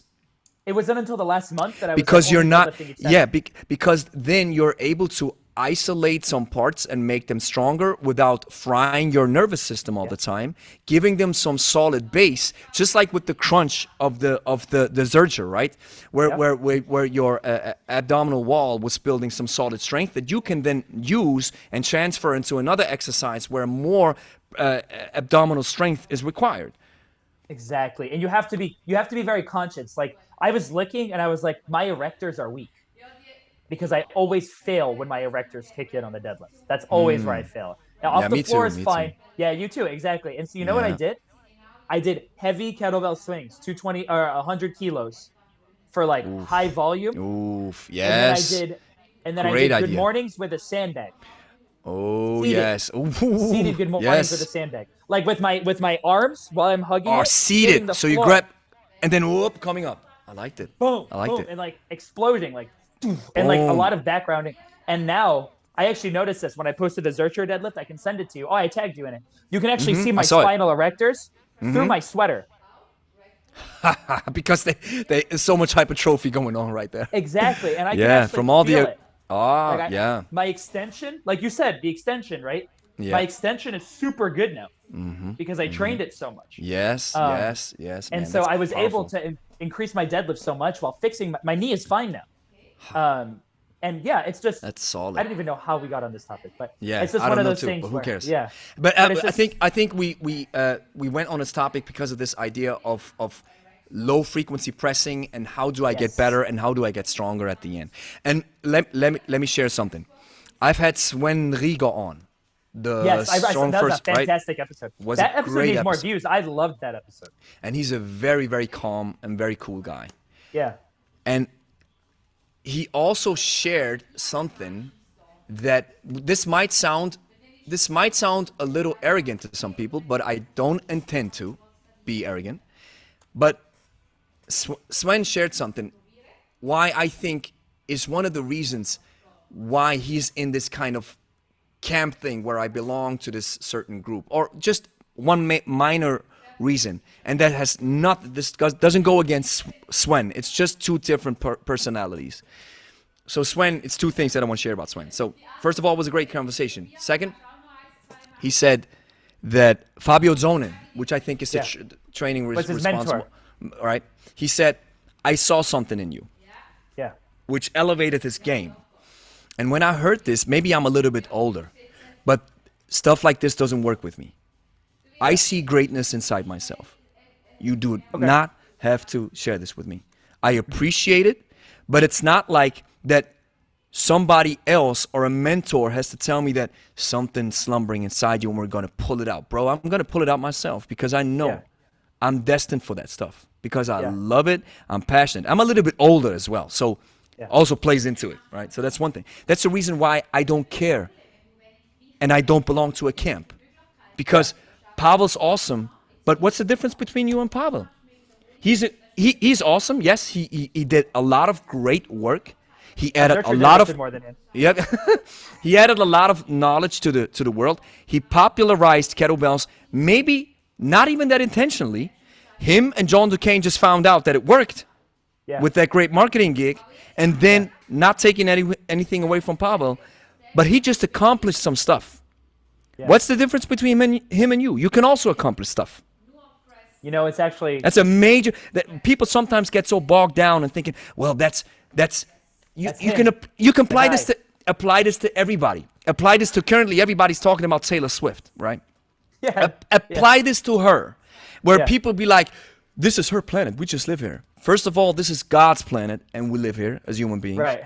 And I do not consider a celebrity, a star, or somebody who's very famous as somebody who has more value than I have, because in God's Yeah. eyes, we're all the Not same, true. first of all, right? It's Yeah, not yeah. true. And I respect what you have achieved. It might inspire me, but boy, watch out. I'm just as hungry as you are. Right. Well, you know, it's actually Right? And just to finish my thing about Sven, Please, yeah, please. he was able to lift these heavy, the the Dinny Dinny stones. Dinny stones. Amazing. And amazing. I asked him, how did you get that strong to lift them? He deadlifted. He barbelled. Yeah, he didn't use kettlebells. Of course. This goes to show, and I asked Pierre Martini, he's also a SFG2, I think, from Saint-Guinier, I think a French colony, something. Sure. Forgot it. A lot of Zurchers, a lot of deadlifts, a lot of heavy stuff to prepare for the beast tamer. Exactly. Because you have to get stronger. You need the load. You need the stimulus. Okay. So I guess we're following logic, right? You Yeah. guys are getting stronger, not with the I see where you're kettlebell. about to go. Yeah, I see where you're going. Your Yeah. guys getting stronger with the barbell. Right. And that's a fact. So if you give me the best strong first program with the kettlebell to become as strong as I can possibly be, I have to divert to the barbell then. That's But- my point. And I'm actually. You get what I'm actually- coming from? do you mind- yeah, I do. But can I cut you off real quick? Yeah, do it. I think that this is actually an indication that the hardstyle methodology is outdated. Because I think that people have a lot more strength to build with the kettlebells, but they are constraining themselves to a style, and as a result, they are not doing movements or taking opportunities that they could. Ooh, that's big. Do you get I what I'm agree. saying? I So, agree. okay, let's say you train the big six, Turkish get up, press, clean, squat, all of those movements, right? And you're with the kettlebells. Okay, yeah, we know that you can build a pretty good amount of general strength. with that. Most You can build definitely. Most GPP, definitely. We talked about it last time. It's the best. The kettlebell's the best for GPP and running or whatever. It's like, I just love the bells, right? People are not creative with the bells. They are constraining themselves. And as a result, they are not seeing the gains that they could be, right? Why only do double front squats? Why not do a B stance front squat? Or why not do a racked front squat like I've done before with a sandbag in your other shoulder? So that you increase the load and you still get that stimulus. Like the quality that the bells can train is limitless. It's just that people limit themselves. To the Why constraint. not do exactly? Why they're not do ma- a kettlebell deadlift? Yes. A Zurcher kettlebell deadlift. Why Yes. not do complexes where you Zurcher kettlebell deadlift into Zurcher squat with the kettlebells? There's no reason you can't. You just constrain yourself to the style. Why not go heavy on double half snatch to strict press? There's no reason. I think they're married to the philosophy instead of to the possibility. Yes, exactly. And I thought that more as I've hung out with more people, and the more I've trained, the stronger I've gotten to the point where like double 36 kg half snatch for like high volume. That's not weak. That's okay. And That's I'm like, solid. man, like I can see the carryover between these. Like, oh, okay, like interesting. Double half snatch feels very similar to the log clean. So maybe exactly. So maybe that's a good assistance. Like the thing is, I've stopped thinking about movements almost entirely, and I've started thinking about movement patterns or similarities between movements. Or you stopped thinking about exercises and thought about movements, right? That's Exactly. a better way to put it. Yeah. Exactly. I Where, get like, where you're to me, coming I'm from. like, 100%. Oh, the log clean. Okay, so the log clean requires a harsh extension, and I come up on my toes. While the double half snatch requires a hard extension into an under squat. So I'm training something different, but something similar. And then I'll be like, so what can I do that eliminates that under squat? Okay, well, I just don't let my toes cut, so it's more hard style. So I do a more hard style double half snatch. I can't do 36s like that. Well, I guess I'm doing 32s until I can do 36. But I want to overload that pattern. So I use the sport style to get Yes. the 36s. Do you get what I'm saying? Yes, my initial thought process would be, okay, you have to elevate on your heels, on your toes, and kind of like move into triple extension, or I love how Steve Carter says it, quadruple extension. Because it's your shoulders too. It's extension of the ankle, Yeah. extension of the knee, extension of the hips, and extension of the T-spine. Yeah. Okay, so that's right. It's quadruple extension. I was like, oh, sensei, man. That's He's what's the up. best for a reason. He's the, I actually meant to say there's a that reason, I yeah. actually think that he needs to be more popular. Oh, we can talk about this. We can talk about this. But about the going on your toes, right? Yeah. Here's what Dr. Michael Yessis shared with me. He said, There's no such thing as triple extension. yeah, but that Andrew Chernigas said this. But I actually don't see it. You are extending these joints with the jerk, especially with the kettlebell. But that's another topic. But Dr. Michael Yessis said SPP exercises, special physical preparatory exercises, are exercises that mimic and stimulate the same muscles and movement patterns that you use in your sport. Yes. So if you tell me I have to... So why not just do sport? Is that what you're going to say next? again, pardon me? So why not just do sport? Is that what you're going to say? No, Okay. not just sticking to a regular style. I mean, let's forget the style question. It's just you're telling me I have to get on my toes, I have to explode from the hips up, and I have to do it fast and quick. My initial reaction would be, okay, do some jerks with double kettlebells. Yeah, Explode. and I do. Learn that explosive movement pattern from your hips up. Learn how to jump on your toes, not jumping off the floor, jump on your toes and explode from your center. Do these, and boom, I would assume that then this could be a SPP exercise for that log kind of thing. That could elevate your lift at the end. I'm about to make your whole fucking day. Because do you know what my two assistants work? Only two assistants work I did in the last month before I PR'd my log press. Do you want to guess what they were? Let me know. Okay. The jerk. Okay. I'm saying the jerk. Okay. What's The jerk. second one? The clean. The jerk and the clean. Okay. You're gonna love this. The first one, you got a little bit wrong. The first one is the dip. I did dips for high volume. Dips on it. Dips, parallel bar dips. That was just to keep my hypertrophy up, okay? The second one, do you know what longer cycle is? The long cycle, of course. Longer cycle. The longer cycle. Double snatch to double jerk. To double half snatch. Who calls this a longer cycle?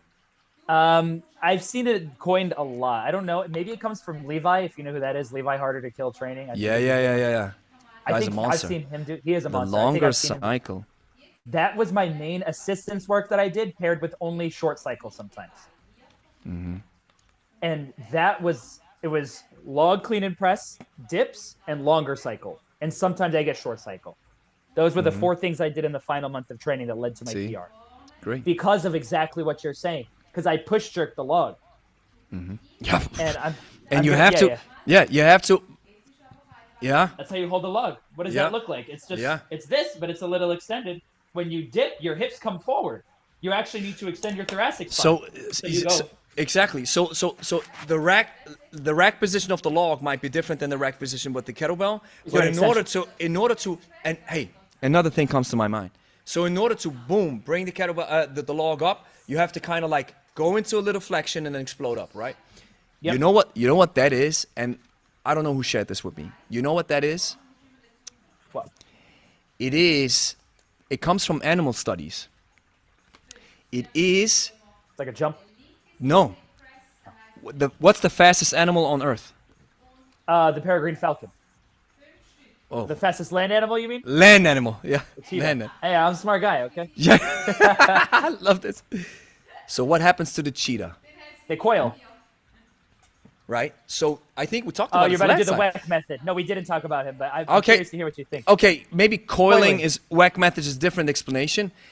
It's actually full flexion and extension in an explosive manner, becoming very supple, right? That's why this book, supple like a supple leopard, becoming a supple leopard, right? It's It's a leopard, it's a different animal.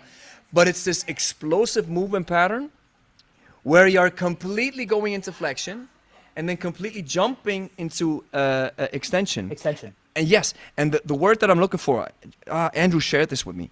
It is this. That's why he says full flexion is so important, because of the wrapping effect of the joints. And then is he really? He's a big believer in like flexion training. Yeah. Andrew Czarniga, especially when it comes to the squat, he hates this quarter squats or half squats. Listen to the podcast. Yeah, I have like before when I was getting into training. I think like because you posted it a while ago, right? That interview? Yeah, it was a while ago. Yeah. And this type of movement pattern, maybe you can reference this to coiling, but it's not that the animal does something very special. It's just full flexion and full extension in an explosive manner. You know, it's interesting because we've now talked about things that people say to not do. We've talked about training flexion. We've talked about going honestly glycolytic, training really hard, right? So like, and it's interesting how, and I'm not just coming after Strong first. It's easy to come after them because they have such a strong presence. But this is true in a lot of cases where we almost want to move out the human element of training to try to optimize or moralize movement. Do you get what I'm saying? Like we've now said full flexion into extension is very powerful. Yes. There are people out there that would say, don't do that. Don't do that. Don't do that. Don't do that. Yes. Right? People would say, oh, we know that to prepare for marathons, a lot of easy runs, but also a lot of back-breaking speed work, right? Or a lot of back-breaking tempo runs. They're going glycolytic, right? But don't go glycolytic. Don't go glycolytic. Don't go into the red zone, right? It's interesting. Or on pull-ups, don't kip it all, but then you watch a gymnast. Yeah. Oh, I saw this, and I'm currently I'm a little bit distracted because I jumped on the page from Andrew Czarniga. Let me see where he says this. Humans. I found it, and let me share the screen with you. Yeah. That's what I was going at, but I couldn't find the word. This one. Humans and animals are capable of generating far more power quickly, utilizing natural, that's the word, spring-like mechanisms, which cannot be expressed in any powerlifting or bodybuilding exercise with mere muscle contraction against heavy resistance. For instance, Usain Bolt was able to generate approximately 455 kilograms, 1,000 pounds of force with each foot strike to achieve a speed of almost 11 meters per second. By contrast, check this out.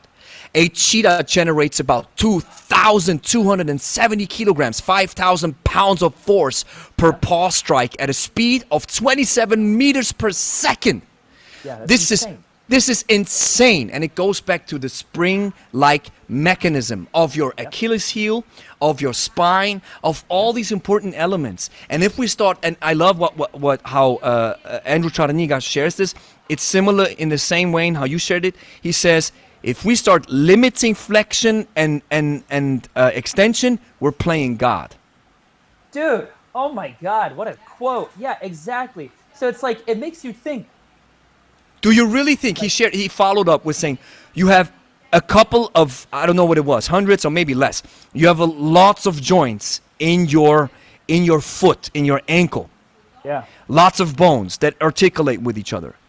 If you only go into a quarter squat and there's no movement in the ankle, you leave away the ankle joint, and it's almost like saying, we don't need this. God made a mistake. Yeah, no, he's right. And then you get, in German it's called, du bekommst die Rechnung am Ende. You'll get the invoice at the end by a serious non-contact injury because you were taking a hard turn and your joints are not able to handle it because you've built up internal resistance that have to dissipate somewhere as soon as full flexion occurs. And full flexion occurs when you trip, when you fall, when you do fast movements, and there you go. And you know what we can pare that down to? Because you are weak. Right? Or you got hurt because you were weak. Your joint was weak. It was not trained. It was weak. And it was limited. I think, weak as well, but it's not.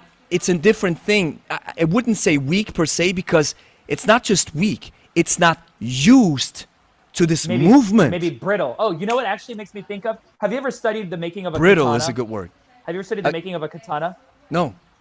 So famously, like the samurai sword, right? Yeah, like a samurai sword. So like you need to make them hard, obviously, because you're slashing things at people. And there's a common mistake that happens in development where you might make it too hard. And what ends up happening is it can cut anything in this direction, but if you go like this, you'll snap it in half in the other direction.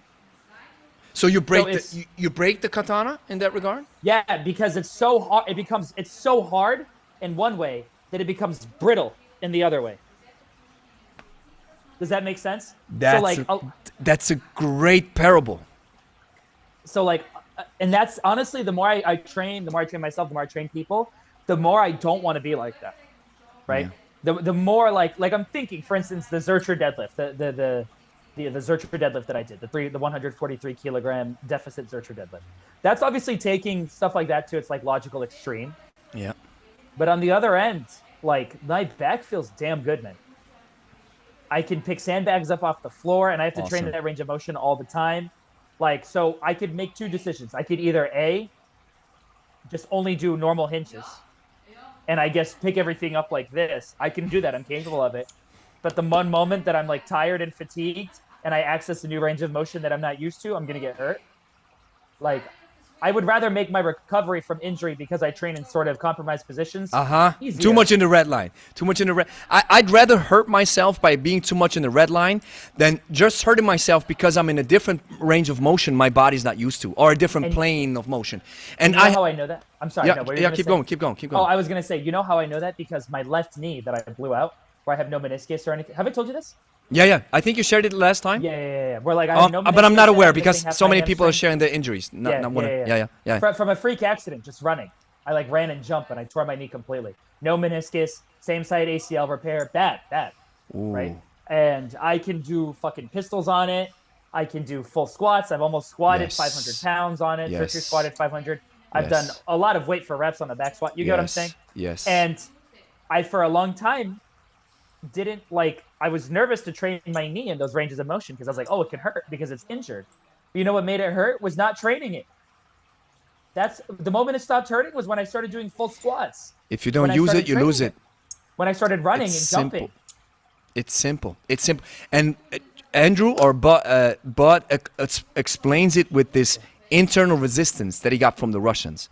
He says you have two types, and I love this podcast because I get to share these concepts so many times that they are then ingrained in your memory because you've shared it like 10 times. No, I remember our conversation really well. And this one thing that I said about that Bud said about the internal resistance is you have two types of internal resistance. One internal resistance is the natural one. For example, if you passive and an active almost. Yes, it's just he just calls it internal resistance. Doesn't make it passive or active. It's just two types. He says the first one is the healthy. I would categorize it as the healthy internal resistance. That when you fully extend your elbow, your biceps has the job to not break so that you don't break the joint because of the strength of the biceps, right? Yeah. So this is solid and healthy internal resistance. Great. The unhealthy internal resistance is the one that builds up because you don't go through full range of motions, or you stop going into flexion or full flexion, and then this internal resistance builds up, and then you trip and you fall, or you run, or you cut, or you do something very, very not obnoxious, something very normal, not out of the blue. You hurt yourself because blow your knee out. This internal resistance has to dissipate. The energy has to dissipate somewhere, and then it focuses and concentrates all on the joints because it's not used to the movement. That's the problem. That's why non-contact injuries are a joke. This shouldn't happen. Right. Yeah. And then he pairs it with the weightlifters. He says, that's a paradox. Are you joking? You have these NFL and basketball players falling and breaking themselves from non-contact injuries. And then you have... These weightlifters are like lifting 250 kilos, clean and jerk, and they never get hurt. That's a fantastic point. They don't even get hurt, not just with the exercises, but they don't even get seriously hurt when the barbell drops on their knees because they fail the lift. They stand up and walk away. So, So keep this in mind. This is such a huge dichotomy. So it is. Like the problem with non-contact injuries, at least from my perspective, the way I learned it, one part is you guys are limiting movement that the body is supposed to engage in. And this brings us back to this discussion, or to the statement that if people stop doing certain movements, or they get married to the philosophy and think, well, I shouldn't lift heavy, I shouldn't red zone, blah, blah. Of course you should not red zone it all the time like maybe some CrossFitters do. I get where Pavel's coming from. But you shouldn't push it to the other spectrum where you never redline it. Right? It's always in the middle. And even beyond that, like the issue is, and this might be controversial, the CrossFit philosophy is better than the hardstyle philosophy when it comes to that. Because like I said, I coach at a CrossFit gym. Yeah. The average goer there who's been going for years is in damn good shape. They are fucking strong. We have to agree. They are conditioned.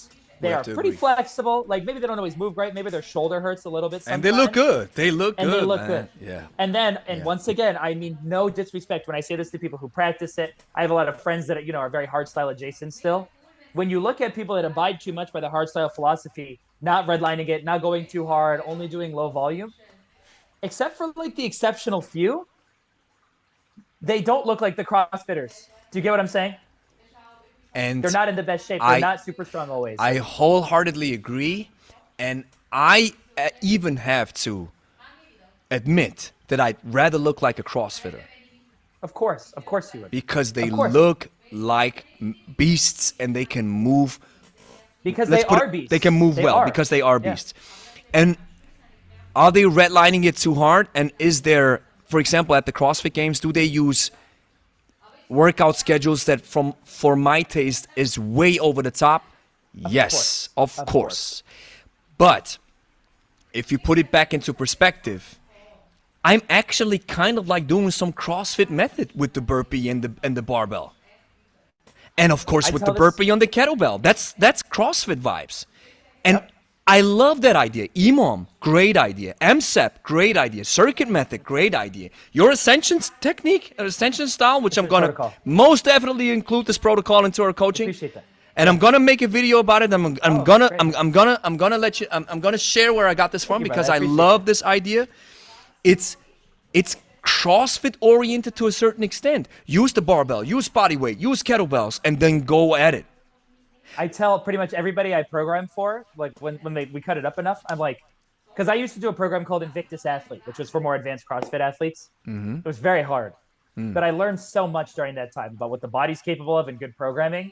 I tell everybody, I'm like, the programming I give you is just scaled CrossFit. You get your strength work, you do your conditioning. I sometimes give you a Metcon, sometimes you're monostructural. I learned this methodology from the best CrossFit programmers in the game. And there's a reason why. And I'll be confident. Anybody that works with me, direct coaching or programming, their results are amazing. Like squatting a lot of weight, hitting new PRs, running sprints. And I push their bodies to what they are capable of, and even more than that. Maybe they're not deadlifting 700, but they are stiff leg deadlifting 520. You get what I'm saying? And they're still hitting assault bike PRs. And it's because I've just learned that the human body is capable of so much, and we impose limits on what the body is capable of. We actually listen. It's the same thing with business, with success. Sounds corny, of course. And let me preface what I'm. Let me set the stage to what I'm about to say right now. Of course, there's always hard work involved. Yeah. You need to have the proper systems in place. You have to have an amazing work ethic, and you have to be willing to grind and learn and figure out things by yourself. These are prerequisites, but it all starts in your mind. It's people if you fear can't. being great. Oh, that's people a good one. Fear being great. Like see that puts me back. Sorry. That puts me back to what Sven said. It's the same. If your mind can conceive it, you can achieve it. So when you don't have to tell me this, I see something great in you. Boy, I see this myself. That's why I'm at the stage I'm at. That's why, and to some people with maybe low self-confidence, this might sound intimidating or arrogant, but I wholeheartedly want to tell you that I don't mean it that way, but I see most definitely greatness inside of myself, and you, being a human being alone, should see that greatness inside yourself too. You are great, exactly. It's actually, and this is, I don't know how you feel about this. So do you use Reddit? No, I sometimes reference it, but I don't use it. So Reddit, you can like where you are in the community, you can add a flair to yourself. So like you could add like Gregory, whatever your name would be on Reddit, Gregory D or whatever. And Yeah, then yeah, your yeah, yeah. Of flair course. could be Livy Stark, right? That could be your Yeah. flair on the kettlebell Reddit. Okay. Mine is resident r/kettlebell ego lifter. Like I call myself the resident ego lifter. Yeah. And I personally believe ego lifting is good. Because at the end of the day, we are all in this no matter what people tell you. They are in it to be better at something, which requires an ego. If you let your ego determine everything about you, it's bad. But having an ego is not bad. It has its place. When LeBron is out there competing, do you think he's like, oh, whatever happens, happens? No, he wants to win. What, you're reading all these He books. wants to murder people, of course. Yeah, right now, dude, you're killing the kettlebell game, right? You're getting Pat on the podcast. You're obviously trying to build up your podcasting business a little bit. Do you? Oh, if it doesn't work out, it doesn't work out. If it failed tomorrow, would you be mad? No. It is, and Of course it matters. Of course Have it an matters. ego. I had the conversation Hair. with my barber today, and we were Sure, talking. yeah, hair looks great. Yeah, thank you, man. And he does a great job, man. I love it. Every Thursday, it's barber time. I love it, and I love my barber. Shout out Lou, brother. I love you. Love Lou. He does the following. We had the conversation that was about Twitch. Because he started streaming, and he's like, there's only 2 people watching, but I like it. I'm like, brother, that's awesome. So I joined his stream, and I was sending some comments, sending some love. He was like, awesome, brother, great that you're joining. I was like, of course I'm joining, man. So I gave him some feedback, and then he was like, well, there's something that you shared. I said, what? He said, well, just being consistent every Thursday. Every Thursday I stream. So my partner, she can't stream this week, this Thursday, because she's out with friends.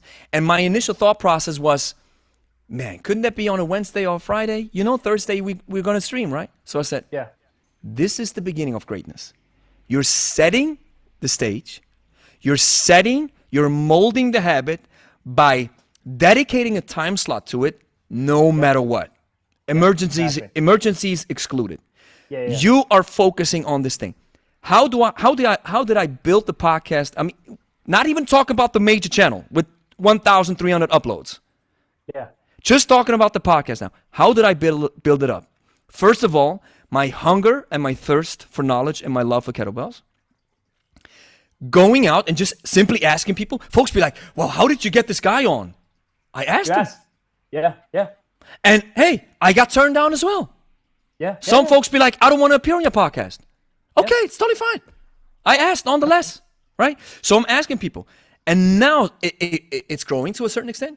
And so my goal is to always let's make sure not maybe every Thursday, but now in a row, in the last 4 weeks, I had always a guest on. I've been consistent, not because I didn't want to. Sometimes you just have no guests or I have other things to do.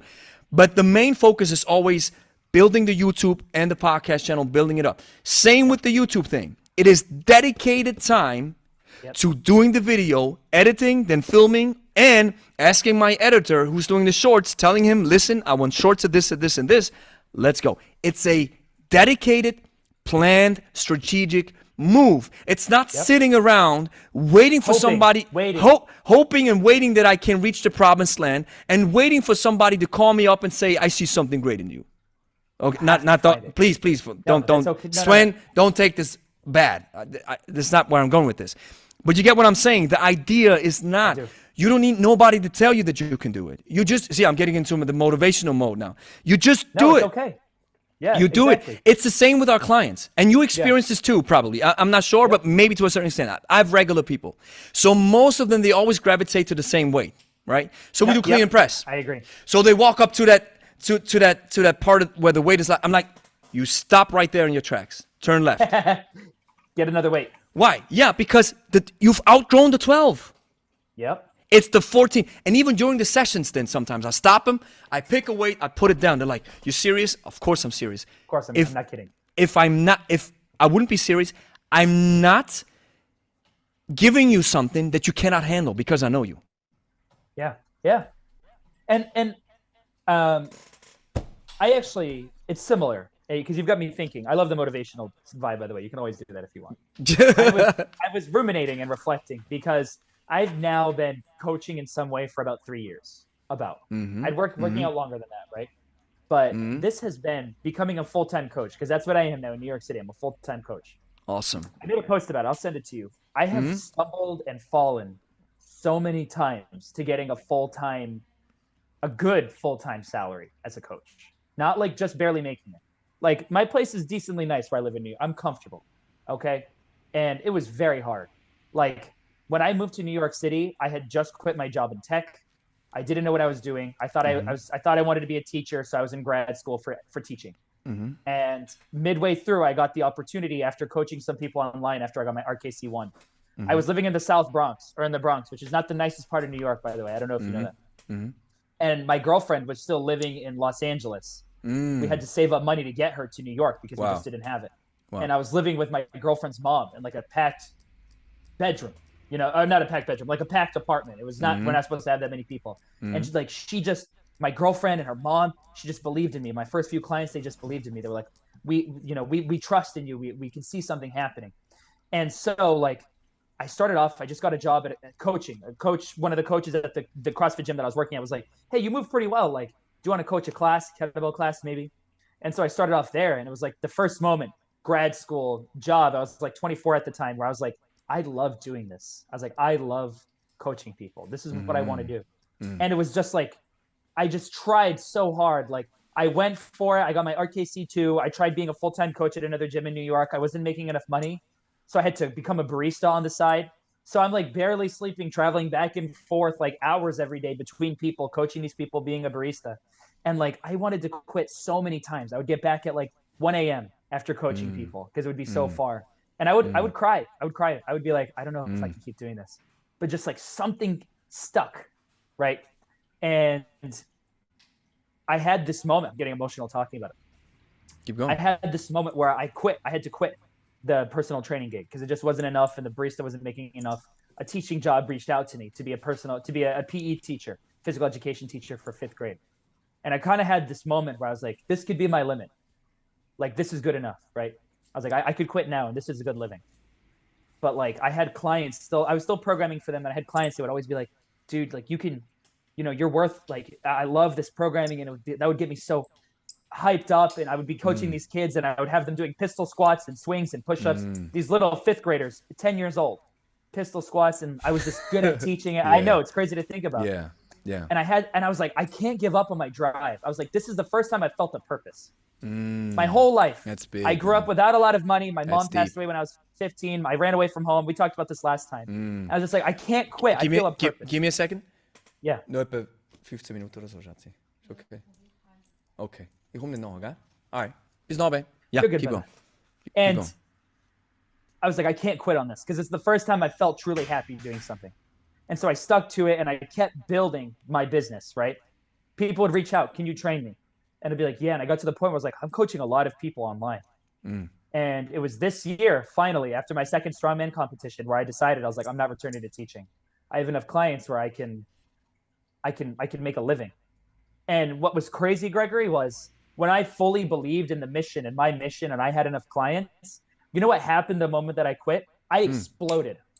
I had everybody reaching out to me to coach them.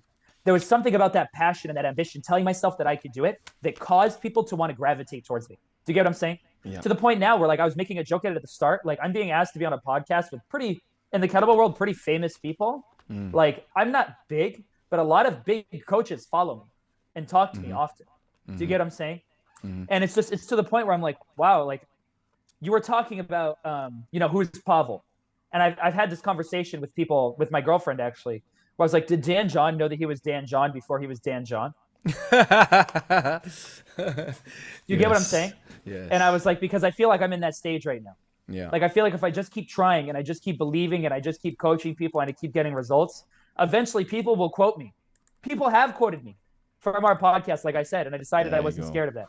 So I'm sorry for talking so much, but you just keep had me going, thinking man. a lot. This is what this this podcast is all about. It's all about having conversations and True. and building value and sharing stories. That's what's up, man. But Of course, it's I a love type of listening. thing where, like, just telling myself that I could do it, finding it in myself that I could do it. But even more than that, not a mentor, Gregory, the people that I was coaching telling me that I was great.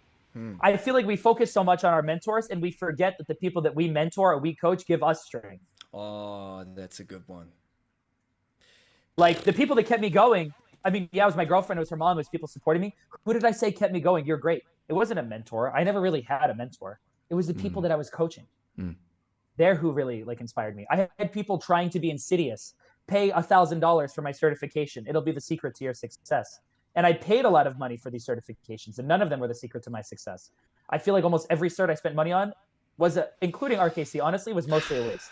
Man, you're opening Pandora's box here, brother. Let me tell you, first of all, thanks for sharing that story, man. I wholeheartedly agree. I mean, I have a big life story, so I don't want to get too much into the weeds because it takes too much time. But just bouncing off of what you've shared, I've just recently learned in the course, and let me write this down because that's another thought that just crossed my mind based upon what you said.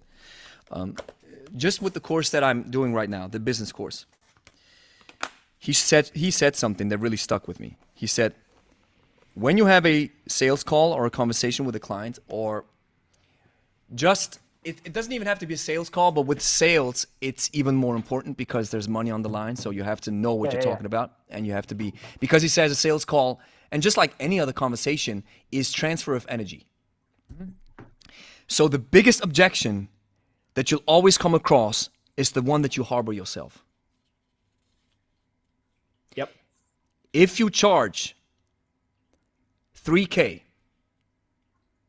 or 10K, 15K, I'm in a range now where 5 years ago, you would have asked me that I charge this money. You'd be like, are you crazy? Yeah. But it's the value and it's the worth. And it's actually, I'm not selling hours. I'm not selling coaching lessons. I'm selling you a transformation, brother. That's what's up. So the biggest objection is always, okay, can I charge that money? I'm not sure. Let's see. You already lost. Yep. You've already lost. You've already lost. If you don't believe in your product. If you don't believe in yourself. It's not even believing in your product. It's believing in the price, in the value of the product. You can believe in it, but many people don't believe in the value, right? Yeah. They know they're good, but it's like, yeah, but I can't charge them. Why? Why can't you charge them money? Right. Well, because so-and-so charges. Who cares about so-and-so? Nobody. This person. Work with them. Yeah, this person who has you on the line, who wants to talk to you, is interested in getting coaching from you if you did a good job. So that's one thing, the biggest objection. And the second thing, you've mentioned that things just exploded when you went all in. One of my first clients that I've had, her name was Svetlana. She shared a powerful story with me, or a powerful statement. She said, here's what happened, Gregory. Because same happened with me. When I went all in, but here's an important distinction. Just like you, I have a similar story. I knew, I think I can make this full time. If I don't make money, I can at least survive for 2 months. Right? So I didn't jump all in without no safety barriers. I had a little bit of a safety net. So I jumped all in. And then she said, Gregory, what you did now is when you were still employed and you were doing your coaching thing at the side, you were grabbing 2 rails. Yeah. And now what happened is you let one rail go, and now both of your hands are grabbing 2-on-1. Yeah. More power, and people will feel this, and this will come back. People feel it. Exactly. And that's what I've noticed. People have told me, they're like, dude, you seem so much more present. I feel like my programming got better. Yeah. My coaching got better. Yeah. It's because you're not tired. Yes. I don't think we realize that our cup can pour so much. Exactly. You're more focused. You can dedicate your time slots. You can be like, okay, for example, in our case, I do 4, but Angie, she only does 3. 3 hours in a row, max. Because of the energy dispense that's happening. Because if you are motivated and invested into the client's success, you can't tell me that you do 10 clients in a row and that client number 10 gets the same energy than client number 1. That's impossible. And if you say you are, you're lying. That's impossible. Yeah. So if you are able to start allocating time slots to your clients, you can then build your own schedule. It's like max 4 in my case and max 3 in her case. And the energy is ever present throughout these 3 hours or 4 hours. Yep. This is how people are going to fall in love with what you do. And like you said, they show up because of you. One of our clients, we're currently doing our review videos, and we have like 18 of these review videos up now. And one of the clients, I almost started crying when I heard this, because we always ask the same question. It's, hey, what was your motivation? Why did you get here? What's your major goal that you wanted to accomplish? And why kettlebells? Right? Yeah. And so a lot of people get different answers, but sometimes you have one red line that goes through all these questions, which is great because then you understand what your clients want. This can improve your marketing strategy. You know exactly how you're going to talk to your dream clients. And so this one client just says, when the question was, well, why kettlebells? She was like, it's not the kettlebells, it's you guys. Yeah. Yep. Right? So that's what you're saying. Yep. And the last piece that you shared about the course, I've paid a lot of money for certifications, and there's 2 certifications in my life that have served me more than enough, which I easily, now looking back, should have paid 10x. That is Steve Carter certification, one-on-one, and the business course that I'm having right now. And both of these courses were financially very intense, but they are worth every squeeze and every cent. And my final, if I may share a piece of advice with you, please. Do you already own your own gym? No, not yet. Okay. Make this, just my advice, make this your priority. As soon as you own your own gym, you're going to explode even more. I guarantee you. Okay. Because your own spot, your own 4 walls, your own rules, your own name. First of all, you said energy. I said energy, but you said clients feel it. They feel it when they walk inside your own gym. It's very powerful. With the sandbags, with the racks. Hey, why did you put that rack up there? Well, because I do this and this and that. Yeah. Wow. In our case, for example, when you've seen our videos, the kettlebells are front and center. Yeah. And I love Dan John's quote on this. He says, a program, it was movie related, but I'm now putting this next to a program, or I'm applying his concept, the way he shared it with me, to a teaching or to a training program. If the program always fails when you take a supplemental idea and make it the core concept. Oh yeah, that's so true. So our focus is 80% kettlebells. They're front and center. But of course I'm using dumbbells and and barbells and the prowler and maybe some battle ropes to mix things up, but it's just 20%. Our main focus is kettlebells. Have an ethic, right? Have an ethos. Like, people need to know what they're signing up for. Dude, I agree with that. That's really, because honestly, we're talking about limiting ourselves and stuff like that. I've been considering it because my business 720, I run it with my best friend, David. He's my co-coach. And we both have we coach a lot of people, a lot. And we've actually been toying with the idea of doing something or opening something. But I've been talking about limiting ourselves, right? Like, I've been like, I think we need more reps. I think we need to train more people. I think we need more experience before we do something like that. So that's been like what I've been telling myself. It's also a capital thing to an extent because space in New York is very expensive. Yeah. And so it's one of those things where, but people, it's interesting you say that because you know how we were talking about summertimes go outside. You don't need, yeah. I don't think you need any more experience. After I've worked in a just to interject this real quick. I've worked in a conventional gym for 3 years. Yeah. This is where I really earned my stripes. And I loved the fitness game, but I hated the conventional gym chain BS. I hated it. Yep. That's what motivated me to do my own thing then.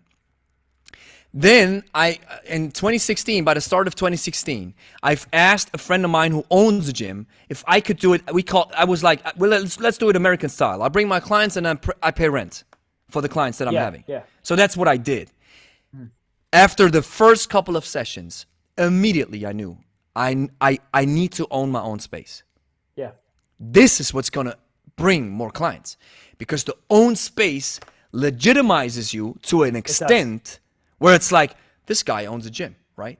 There's a lot of credibility towards that claim. Not everybody's a personal trainer, but not everybody owns a gym and is a personal trainer. Right. So finish your thought, please. Oh man. Oh yeah, about the reps thing. I mean, you've pretty much got it. Like, that's essentially what I'm saying. I feel like I need more. I'm limiting myself, right? because to an extent, I'm afraid to be great. I'm afraid to take that leap, to take that other leap. You know, because it's like this is working out well. Like I've got a good thing going. I'm mostly online. So yeah, it's just one of those things where I need to sit with it and feel it. But I do get what you're saying. The CrossFit gym that I coach at, it's called Grit City. My classes are pretty big, but his classes are massive. You get what I'm saying? Like there's something about who is his classes? Sean. His name's Sean. He owns he owns. owns. Of course, his classes are bigger because it's his gym. Exactly. It's going to be the there's same with gravitas you. Associated. It's the same. It's going to be the same with you, brother. That has nothing. Show up. I mean, no disrespect and all love to Sean, but that has nothing to do with him. Has everything to do with that he owns the place. Yeah. No, I get what you're saying. Oh, I want to talk to the owner, right? Of course. Yeah, exactly. I'm not the owner. I was gonna say it's interesting. You know, we're talking about how I wanted to get here on time. When it rains, it pours. Everything happens at once. Yeah. It's interesting that when it rains, it pours again. You are not the first person, even in the past 2 days, to mention this about starting a gym. So it's interesting. Like the way I'm not religious myself. You mentioned the dots God a couple connect. times. The dots exactly, connect. but it is interesting how sometimes it can feel like a mechanized plan or like there's a design. Yeah, that's God's orchestrating things. Exactly. So that's what's up. Yeah. Right? It's God's ways are sometimes we don't understand them, but when he moves, I think we understand when he moves. So exactly, it's the same thing. You have to listen to that story how I got to this gym. Yeah. It's a powerful story. So I was working at that gym, right? As a personal trainer, not the one conventional gym. It was a conventional gym, but I was already doing my own thing. Okay? Great. So I was doing my own thing. Great. I'm working as a personal trainer. Great. So this guy comes up, my friend who owns the place, and says, Gregory, would you be willing to work as a gym instructor for a couple of days? I know you're way above this, right? Because you're a personal trainer. You're not the gym instructor, fitness instructor anymore.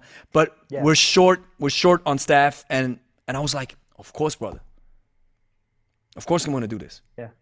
I did it. So I showed up with their shirt, and everybody was like, bro, I thought you were the personal trainer. I said, yes, I am. And now I can ask you, now I can ask a question for free? Of course you can. Yeah. But really, so, and just to make this clear, my baseline is always to serve value no matter what. At the end of the day, I'm a servant. Mm-hmm. So I used the role or got the role as a fitness instructor, right? Stepping down, normally being the personal trainer. Oh, let me open the door real quick. Oh, give me a second. Brate, I'm still. I wanted to talk English with my brother right here.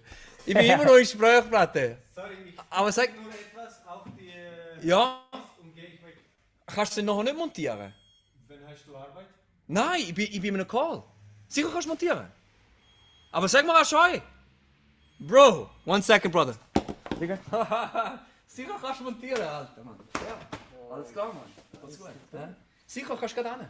Okay, super. All right, here we are. So, I'm downgrading my position, right? Here's what's happening. He's not a friend. He's an acquaintance from earlier. Walks in the gym. He's like, hey, oh, you're not working as a fitness instructor? I'm like, no, normally I'm the personal trainer, but I'm assuming the role now because they're short on staff. He's like, awesome, great. So we have a little chit chat, great. So he's working out, boom, boom. I walk up to him, I'm like, brother, with your press, try to keep your elbows in a little bit. It's gonna be better on your shoulders. He's like, hey man, thanks, awesome. So I'm going back. At the end of his session, he walks up to me and is like, Gregory, are you looking for your own space?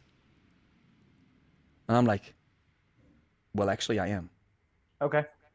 Were you at the time? Actually, yes. Were you looking? Yes, oh, yes, okay. yes. And it went even a bit further because he wanted to get some nutrition coaching. So he shows up at my own place in my home, right? Where I'm coaching him. And then he asked me, are you looking for your own place? I was like, yeah, I'm looking for my own place. So he shows me this and the rest is history. So the way I see it is from this perspective. I humbled myself because I wanted to help my friend in need. Yeah. And then this opportunity came up. Interesting. Right? Yeah. And this is how I got my gym. And I think this is so powerful to understand. When you own your own place, that's to all the coaches listening. It is so worth it. And I love how you say it. Of course, there's uncertainty behind it. And especially when it comes to capital, don't overstretch it. A lot of gyms burned down in COVID because they got eaten by their rent. Mm-hmm. right? So don't overstretch it. Make sure you find a good spot, a good deal. Deals are out there. You just have to be on hunt mode. Yeah, it's true. But as soon as you own your own space, it's a completely different ball game, and clients are going to notice. Yeah, because you can feel the energy is different. It's The your energy. equipment, It's you make decisions. what kind of energy is it if I walk into your place? It's my energy. I make it. Yeah, it makes sense. People me feel thinking. it. People feel it. And about uncertainty. And let me really drive the nail into the coffin with this one. Yeah. When I had the conversation, I'm repeating this so many times. I think it was such a valuable lesson. When I had the sales call about this business course, I had a number in my mind what it would cost. And it was over that. When he shared the numbers, it was 3 times more than that. Wow. Okay. So my initial reaction was completely blown out the water. I was like, oof. Well, That's a lot. wow. I didn't expect this. I know you guys are worth it, but wow. Yeah. And his name was Javi. He didn't give up on me. He stayed with me. He was like, Gregory, if we can make the money, I loved, and use this sentence. Everybody listening, use this sentence. Use this sentence. If we can make the money make sense, there's no reason to not get you started today, right? Mm-hmm. And I'm like, yes. So I love what he did. He isolated the objection. He asked me, are you anything else about the program? I said, well, actually, I have one question. So we answered it. So he said, so now it's all about, it's the finances, right? I said, yes. So it's like, well, I'm offering you a budget option. I'm like, no. I don't need, I can pay it. It's not that I don't have it, but it's like, Yeah. it's a lot of money. He says, how many clients do you need to get that money back? LTV, lifetime value. I said, well, 1 or 2. Yeah. He says, I'll guarantee you'll make 1 or 2 with this course. Yeah. I signed up. But here's what happened. This feeling inside of me, my stomach was churning. And Yeah. Buyer's remorse. No. Not buyer's remorse. Oh, okay. It was churning before I said yes. I see. It was churning up and down. And if I would have listened to that feeling, I wouldn't have bought. So here's my conclusion. This was the feeling of getting pushed outside my comfort zone. Mm-hmm. Because what he was sharing with me was stuff that I did not want to do. Yeah. Numbers, analytics, writing this, writing that. I was like, I hate that stuff. Yeah. But I did it anyways. And of course, no. I made the money back already. And it's such a valuable investment. And that's what I wanted to bring it down to, because you said, maybe that feeling inside of you, if it is capital, make sure you don't overstretch it. But if it's that feeling of uncertainty, that's probably the feeling that's pushing you outside your comfort zone. And where is the biggest success, and where do the biggest results lie? In effort and intensity. No. Outside your comfort zone, brother. Oh, I see. Okay, outside your comfort zone. No, it makes sense. And scene. That's what's up, Dude, brother, man. No, that's really valuable. I appreciate it, because I definitely feel like I'm moving to the next step Yeah. in my coaching journey. Like, Hey, I'm worth a lot. You're Like, ascending. It's ascension. That's your protocol, brother. That's such a protocol. I'm very good at what I do, and I can feel it happening. I do need to work out soon, and I think you probably have somebody that wants to talk to you. We've Yes. been talking for like forever at this point. Yes. I apologize Yes. for being late. But dude, I mean, I appreciate this so much. Like, I love these conversations. I had so much too. fun. Me too. I don't know how other people are going to feel, but I love this one. I I think love they- their last one, but I really love this one. Yeah, I think they're gonna feel it. I kind of like feel it. We're Joe Rogan it. Yeah. We're really. It's having conversations. I like you. I appreciate you. I Exactly. also think you're a knowledgeable person. I also think you have. I love what you do on social. You are a coach. You know your stuff. I can learn from you. Man, it's win. For sure.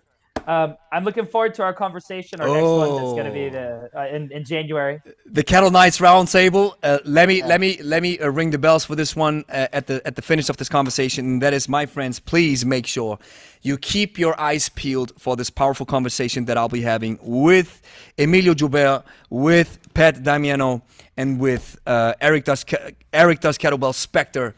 At the end of middle 18th of January, we're going to we're going to record the episode. We're going to have a lot of fun. And then, of course, it's going to be up on the channel. It's going to be up on Spotify.